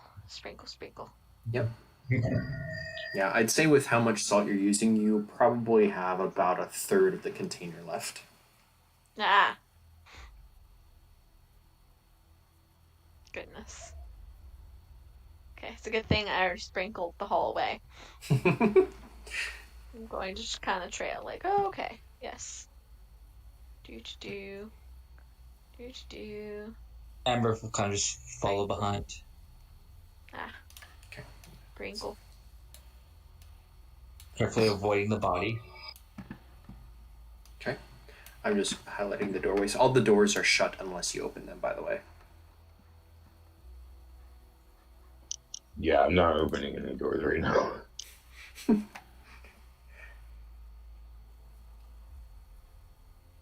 Amber will come over and check out the doors over here. Okay. As you open this door, it opens into what looks to be a second bedroom, like a guest room / movie room. Like he's turned it into kind of like there's a bed in there, but there's also a couch, and then there's a mounted TV on the wall over here. It looks to be much neater and much cleaner. There is nobody in here from what you can see. This is a little bit better lit because of the window is open. Like you have the shades open, so there's kind of now at this point kind of the rising moonlight shining into the room.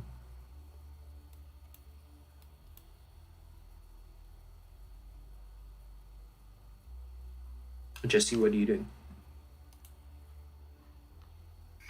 I was muted.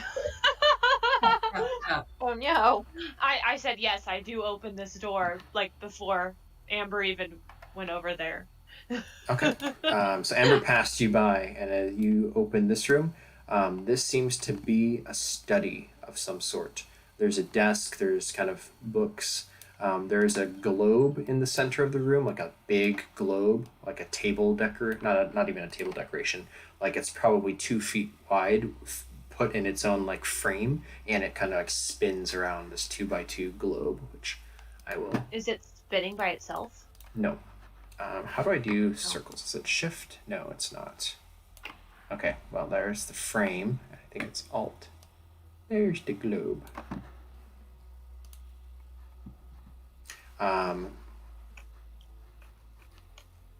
Yeah.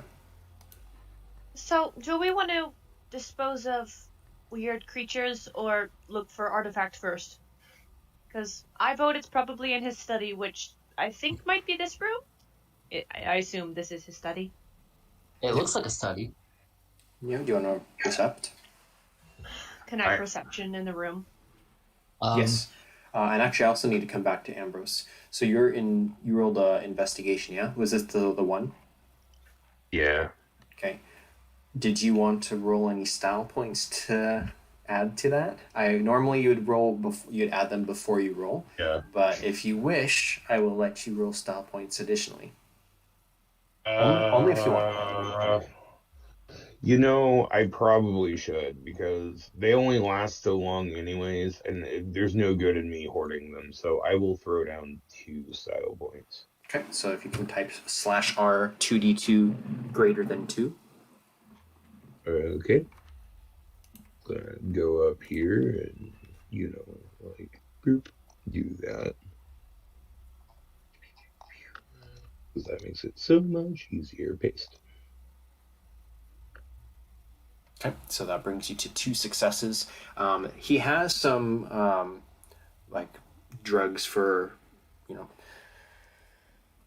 like high blood pressure and stuff like that. He's got kind of like some minor first aid kit stuff, like Neosporin and Band-Aids, Ace ramp bandages, stuff like that. It's nothing that you can really treat, like say gunshot wounds or broken limbs, stuff like that. But these got a little bit.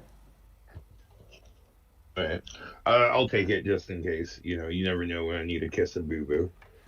Okay, Amber and Jesse, I would like you to both roll your perception. Oh, it looks like you did. You both rolled 3s. Okay, now this is where it gets good.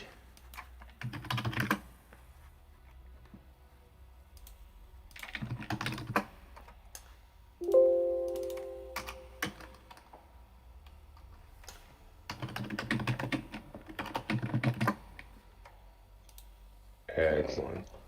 Okay, 1 second. Why is this not working for me? Oh, I noted the page number. That's good. Okay, so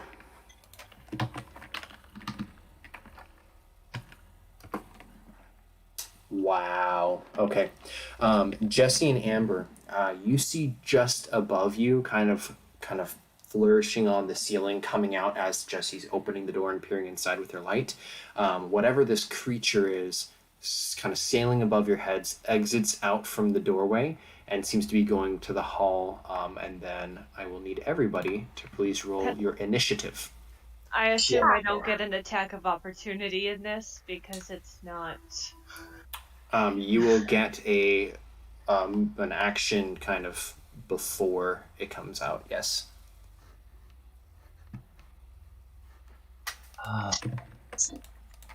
There it is.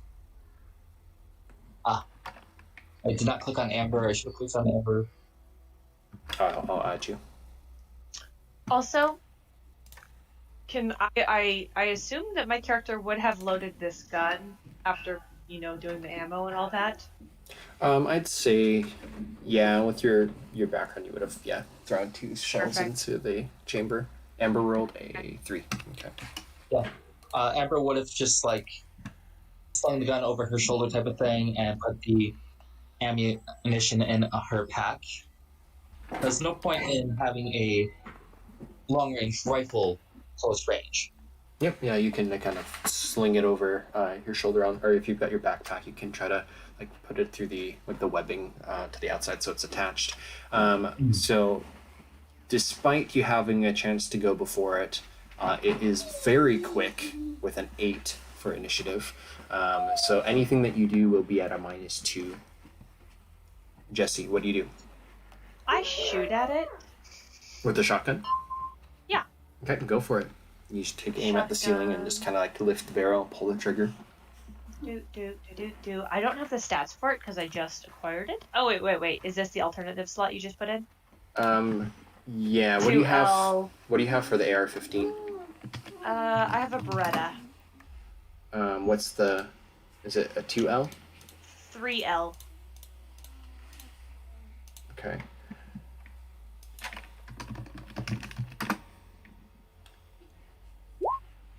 If you can add in the rifle for me when you can as well. Yeah. Oh, that's right. As a reflex, I can use quick draw. You just like spit it out. That would look really cool if in game. Okay, page 128. Sorry, this is a little bit of a lag because we don't have like gear in. I will make sure to kind of put in more stuff that people can use as you acquire it. So if it helps, mine can be done later because she's not going to be using it right now. Should I just use my Beretta? Your damage would be 4L, Becca. So you would have just if you change the Beretta to a 4L and then do the math from there, that's fine. I'll just change it to a 4L. And I don't know what the Oh, so you have you would have a you'd have a 14 for it. So here, I'll put it in for you.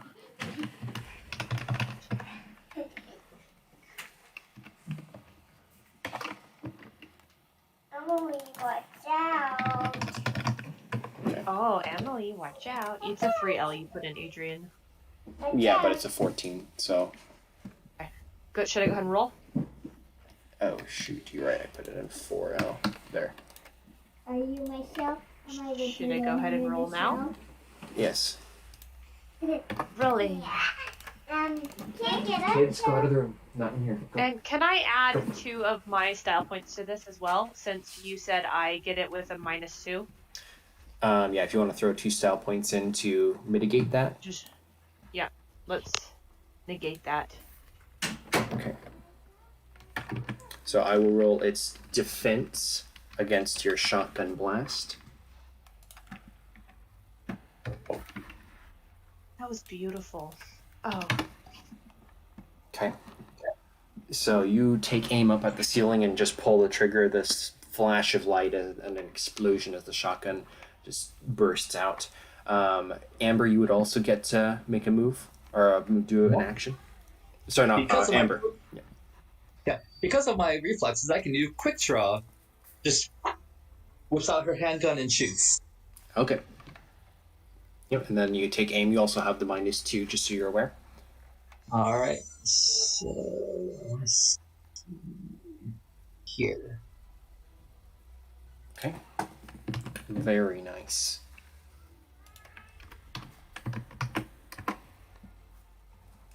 So you nick this thing as well. As the kind of ricochet of the bullet passing through whatever it is into the ceiling and kind of skids through the drywall. Its turn, because it is still alive. So it pulls, kind of shoots across the ceiling and then dives down and tries to hit Morthos, as in envelop him, go into him. Morthos, I need you to roll a defensive roll. However, this isn't an active defense because of what it's trying to do to you. You need to roll just your body score. Also, because he is within 10 feet of me, I'm screaming like, "Hey, watch out!" Plus 2 to your defense. Okay, so that will be... Yeah, so roll your body with a +2 modifier. And don't write the plus, just put the number 2. And then if you want to add any style points, you can add that too if you wish. Yeah, there we go.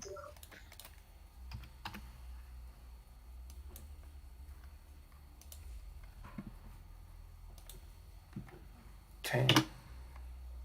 Ooh, you dive out of the way. Kind of salt goes flying from the open jar as it kind of swoops down from the ceiling. Morthos, you kind of hit the ground just as Ambrose tells you to duck. And I will draw on just kind of swirly, colory being, whatever it is.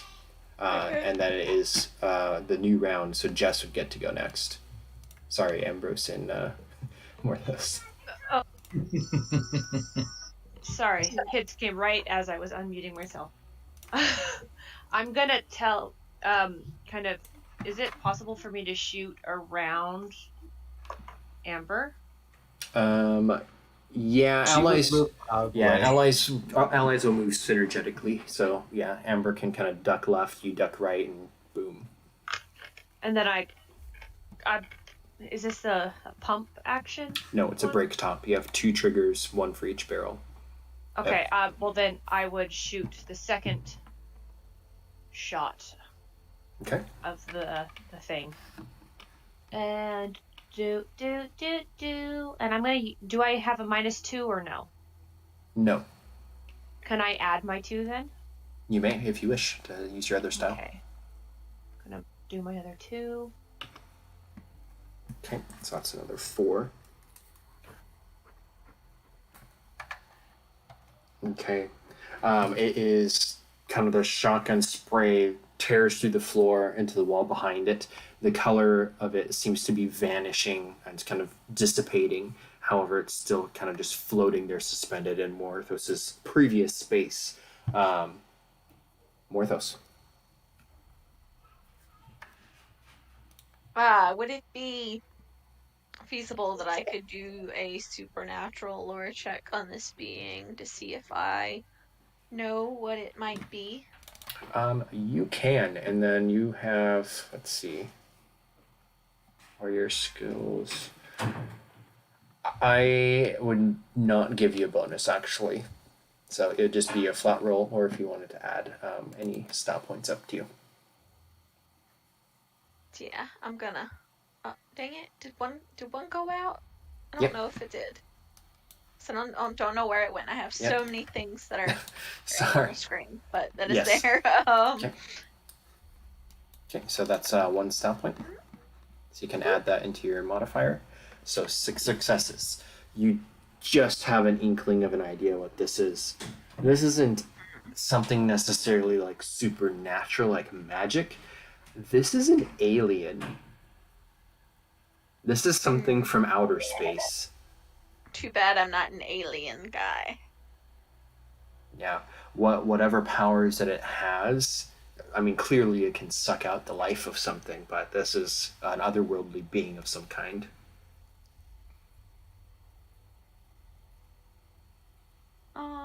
Okay, but reading my thing, and I think I can do this. So wait, can I do other things? I don't know Yeah, how turns no. work for this. Yeah, so you can still do something. You're basically just, you looked at it, you, with your memory of kind of the rituals and stuff that you learned back in the cult that you were in previously, you wouldn't necessarily know what it can do, but you would probably know that it's called an Alpha Borealis. That's what's kind of the unofficial name for these are, because these have been seen before. I would like to make an attempt to use something from my grimoire. Okay. Because I don't know how any of this works, but just because I still got some salt, so where this creature is at, pouring the salt and making for my circle of Morthai. Okay. And as I am doing so, I am explaining to my team members here. This thing is unofficially called the Alpha Borealis. It is an alien, not of this world, and that's That's where my knowledge goes. For this, I'm a supernatural guy, not an aliens guy. But I'm gonna do my best. And he's just making this pentagram around this to basically try to trap this alien. I can tell you my knowledge of it is that it is not immune to.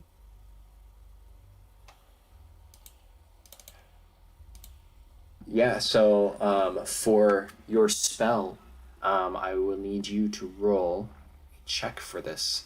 It's an average complexity, and as you've got the materials and you're kind of throwing the salt across to try to get the angle correct of the pentagram, I will need you to roll. Hold on. Where's your sheet? Did I exit out of your sheet? No, I didn't. You can roll a ritual magic, please. Oh.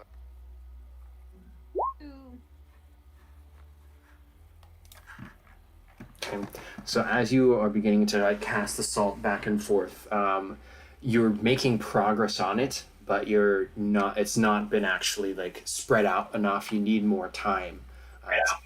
And unfortunately, time is not something you are in great commodity of, as it's kind of floating, and there's no eyeballs or anything. There's no substance to it that's shape or anything, but you can tell that it's looking at you. It's sensing you.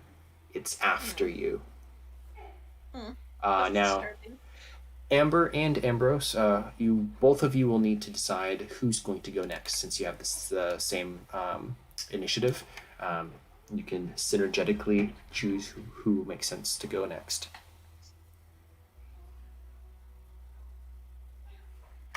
Giving. God.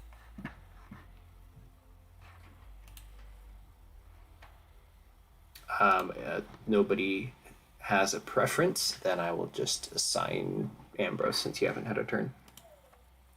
Oh, okay.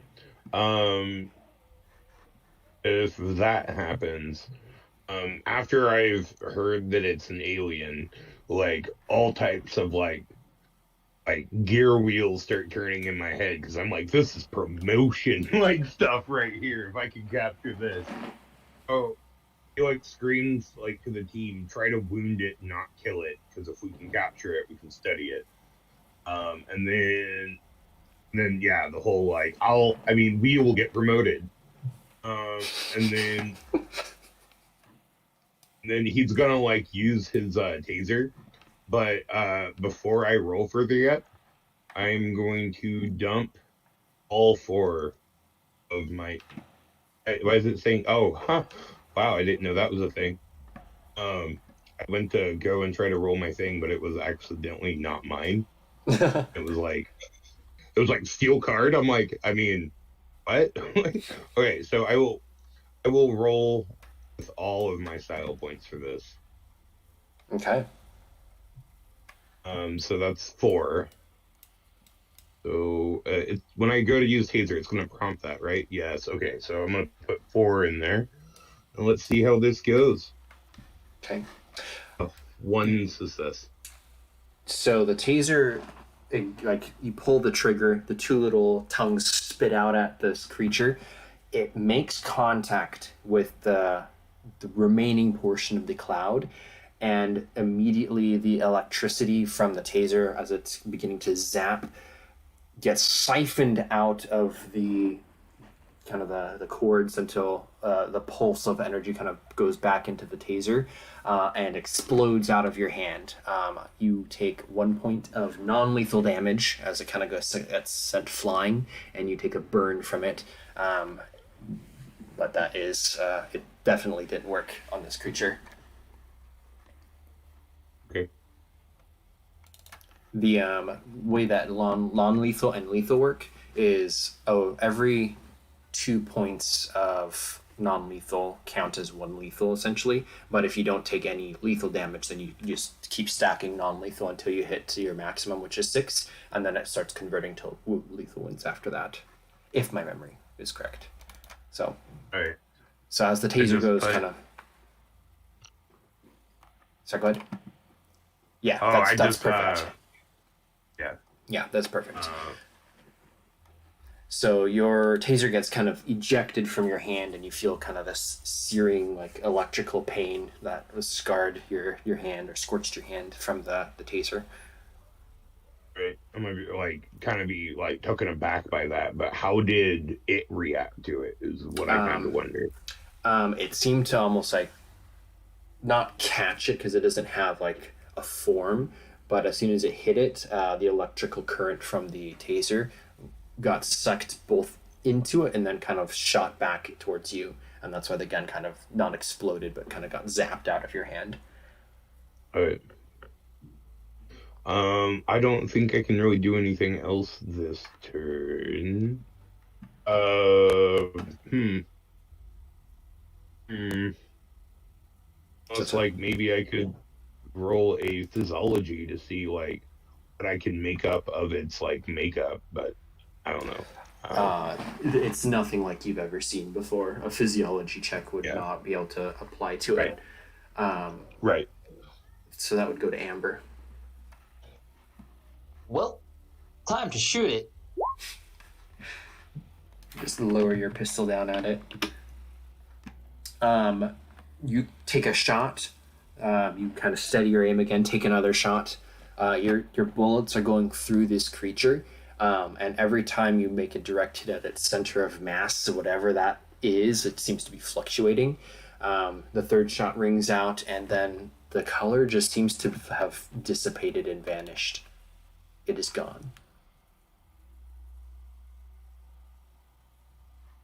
The radio crackles. Actually, not radio. It's Jesse's cell phone begins to ring. I pick it up and I go, I assume they heard the shots? Yeah, there's the FBI are almost here. You guys gotta hurry. Guys, how long do we have? I'd say they're a couple blocks away. I can see them. You should probably hurry. Okay, drive around back. We'll go out the back door, cross over the fence. You hear tires screeching from outside. Oh no. Cool.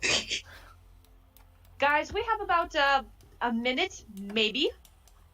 How long does the FBI usually take to actually get in the house from, being 2 blocks away? I immediately go in here and start searching. Same. What are we looking for? So Ambrose, you can see where the gunshots kind of struck the floor and the back wall as it went through the creature. There's nothing remaining that you can tell. It was pretty much incorporeal. Okay. Is it gone? Yeah, there's no sign of it now. Okay. So with what we just heard, like I'm gonna open this door. Okay. Like check this room. Okay, you open that one. 1 second. I feel like this is the perfect time for us to use this.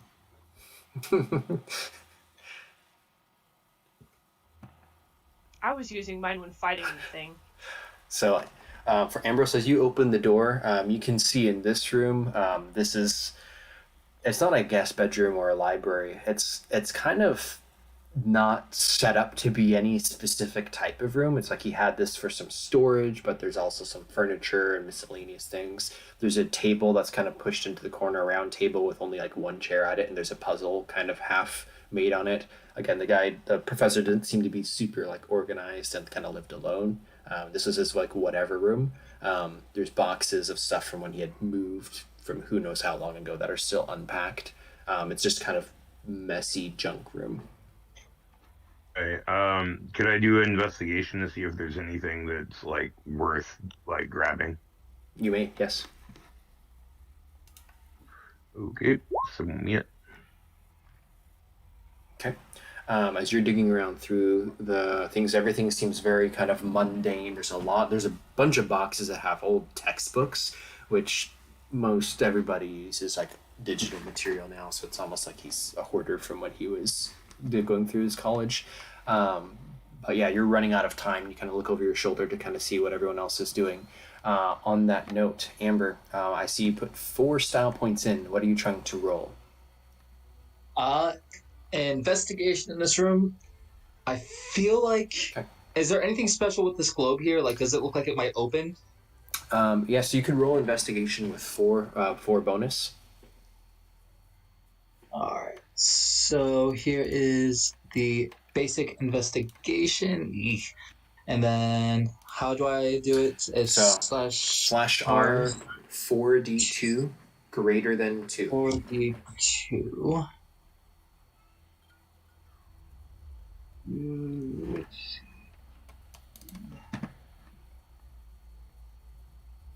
Bear with me a second. No There it is. Greater than 2. Okay. So, with kind of a lot more style, because otherwise you would have failed, Amber, you kind of come in, and as Jesse's starting to look at the shelves, you kind of look at the globe. You see that there's a lever on it. It does, in fact, open up. It's not supposed to be like a treasure chest type thing or a safe. It's just like a compartment. It's more decorative. But you do find it, and you kind of push the indents in, and kind of the top half of the globe opens up to reveal a compartment inside.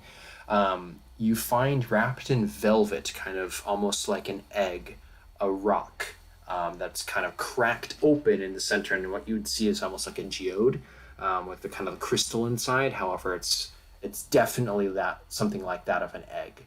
And then you can see that there's kind of a plaque on it, which is a bill of sale that you had purchased from some auction or other. And on the plaque it says moon rock, stone from the moon, basically. And it's basically the auction item that we were looking for. Yeah, it's the artifact that he had acquired. Alright, she's going to quickly wrap it up. Alright, guys, we need to get out of here now. I found the artifact. Let's go. And with that, she's gonna run out the room and Back towards the door back. is over. Wait. Where's the back door? Oh, here's the So Towards the Okay. kitchen, yeah. Ambrose is just gonna open up the window and slide out the window and then close it behind him and go out the back. Okay, perfect. Can I do the same thing in this room? Actually, yeah, Amber. It'd be easier to just go out the window for Amber. Okay. Martha's like, Just wait. Open the window, slip out the He's window. like, shit, I'm not good in a crisis. I was about to retcon that I call Morthos over as I'm opening. Jesse the window. is gonna close the office door, close the Okay. globe, get out the window. I will Okay. close this door as I go into this room after Dr. Ambrose is like, hey, over here. Okay. Yeah, as you exit the building, just from over the house, you can hear the noise of kind of the van pulling up and running footsteps. You hear the police officers like, "Wait, aren't you inside?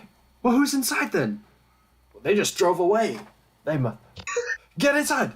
And then you just hear everyone start to run towards the house. As you Can I kind of do a stealth check to reposition the bushes like we didn't go back here? sure. 1 second put in this, but stealth. Okay. I wish I had time. Ambrose would totally be the cocky prick that would write a letter to the FBI that says, "Once again, you Yeah. have failed to get me." How they don't notice all of the salt. Oh, the salt's all over the house. There's this slug trail of salt everywhere. Kevin, I literally was drinking and I almost spit it out. But there's a moment where you kind of breach through this vegetation. They're not. It's not a solid hedge. There's a bunch of those little trees planted right next to each other. So you just kind of wade through it, and it's kind of uncomfortable. Then Jesse kind of makes sure the branches are all set behind you. And on the other side, you see the van just kind of pull up with Tori looking out the window at you guys, deer in the headlights. He reaches over, slides the door open, and you'll kind of pile in. And then there's screeching tires, and he begins to just kind of take off.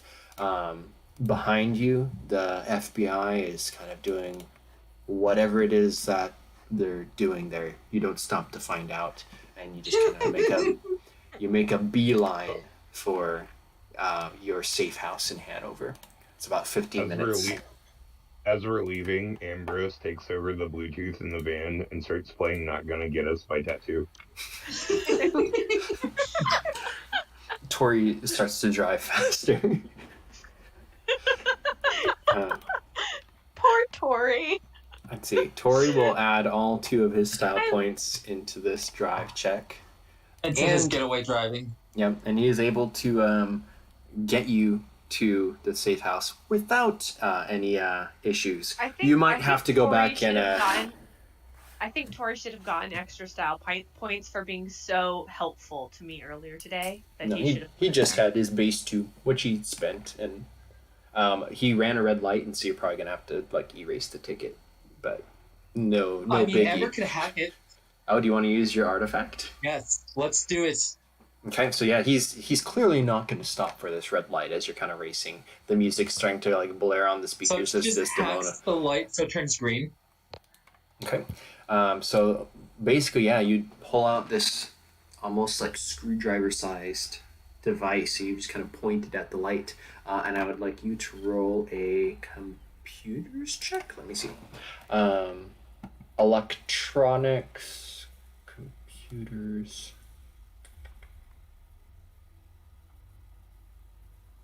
I'm going to say electronics check. Okay, and it's a +2, right? Yes. And as your artifact tries to connect with this red light. 2.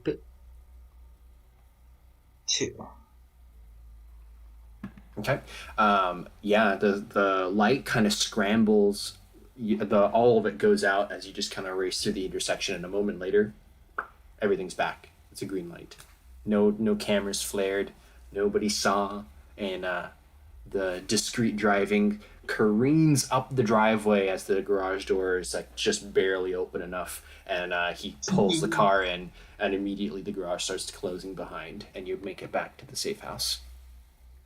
Is the house still safe after that intense driving? Yes, your safe house is intact.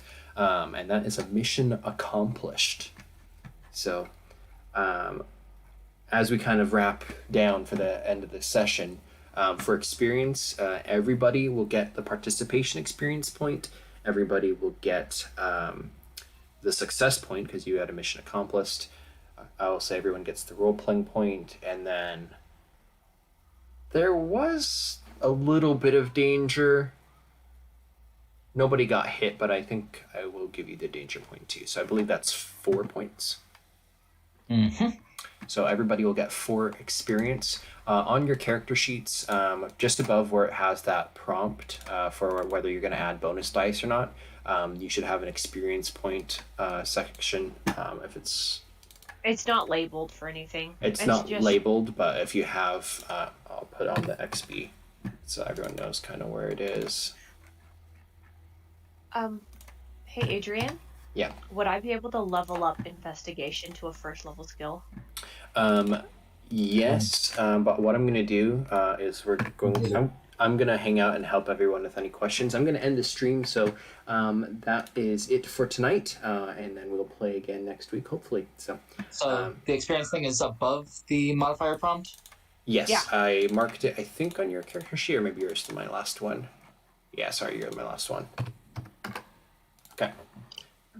Cool. Alrighty, so yep. I posted in Quantum Black. I posted in Quantum Black the actual version of "Not Gonna Get Us" that Ambrose played. Also, Adrian, don't forget Tori also gets 4 points because he was very helpful. Tori, he's not gonna get the danger point. And he's not going to get the rope. He was running away from the police. I mean, to be fair, he ran a red police and light. the FBI right behind us before he peeled out. Okay. I'm not seeing where the experience box is. It says modifier prompt underneath it. So it's yours has 2.5 XP in it already from unspent skill points. It's right next to defense. Okay, you guys, by unanimous vote, you can give him the danger point, so he'll have 3 experience. But he doesn't get the roleplay point because he didn't roleplay very much.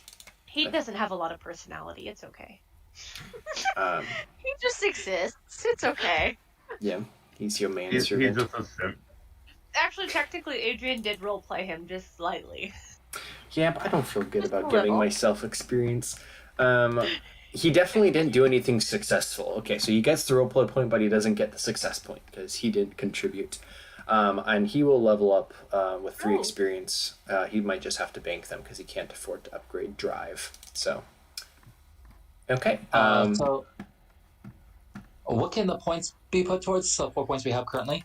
So if you have 4 points, you can level up lower level skills, or I might recommend banking them if you want to level something up to be more. So every rank costs 2 times what you're leveling it up to.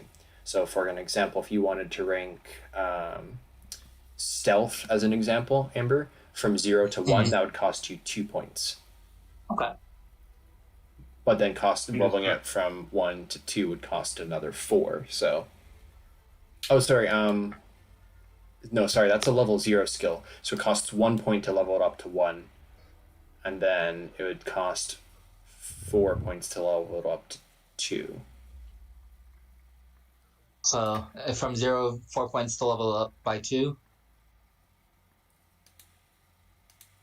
You'd have to buy level 1 first, so that was only 1 point, not 2, because it's a 0 level. Okay. And then from going from 1 to 2 would cost 4, because the new level times 2. So you're short 1 point, basically. Okay. So I will boost my electronics because I feel like that's going to be needed in the future. Yeah, that's fine. That'll be leveling it up to 1 is going to cost just the 1 experience. So that would bring you back down to 3 left. And again, if you want to tweak your characters a little bit now that you kind of have an idea for some of this, we can definitely do so. We just want to talk about it first. So for training, it's how many points is that to level up to 0? To get a 0 level, it's a half point. Okay, so we're gonna go ahead and boost my investigation to 1. So that's So that would cost you 2.5 points. It would cost 2.5 because it's not a level 0 skill. So you have to buy the 0 for a half, and then level 0 to 1 is still 2 points. So it costs you 2.5. Okay. So then I'd be down to 1.5 points. Adrian, yes. I think it's just 2 points flat. From if he doesn't have any skills in it. I don't think you have to level it to 0 before you do a first level. I think you do. I will have to double check that again. I'm still not 100% efficient with the system yet, so I'll have to do a little bit more. For now, you'd spend 1 on the 0 level skill and 2.5 on the other one, the electronics. So that leaves you at 0.5 experience. Yep. So half an experience. I'm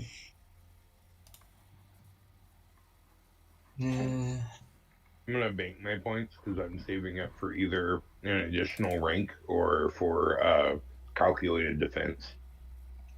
Cool. Yep. So I will end the recording now, and if anyone wants to hang out and do housekeeping after, I will be still available. But thank you all for playing session 1. I hope you had fun. The next ones I think are going to get a little bit more fun, and I'm already excited to play the next one. So have a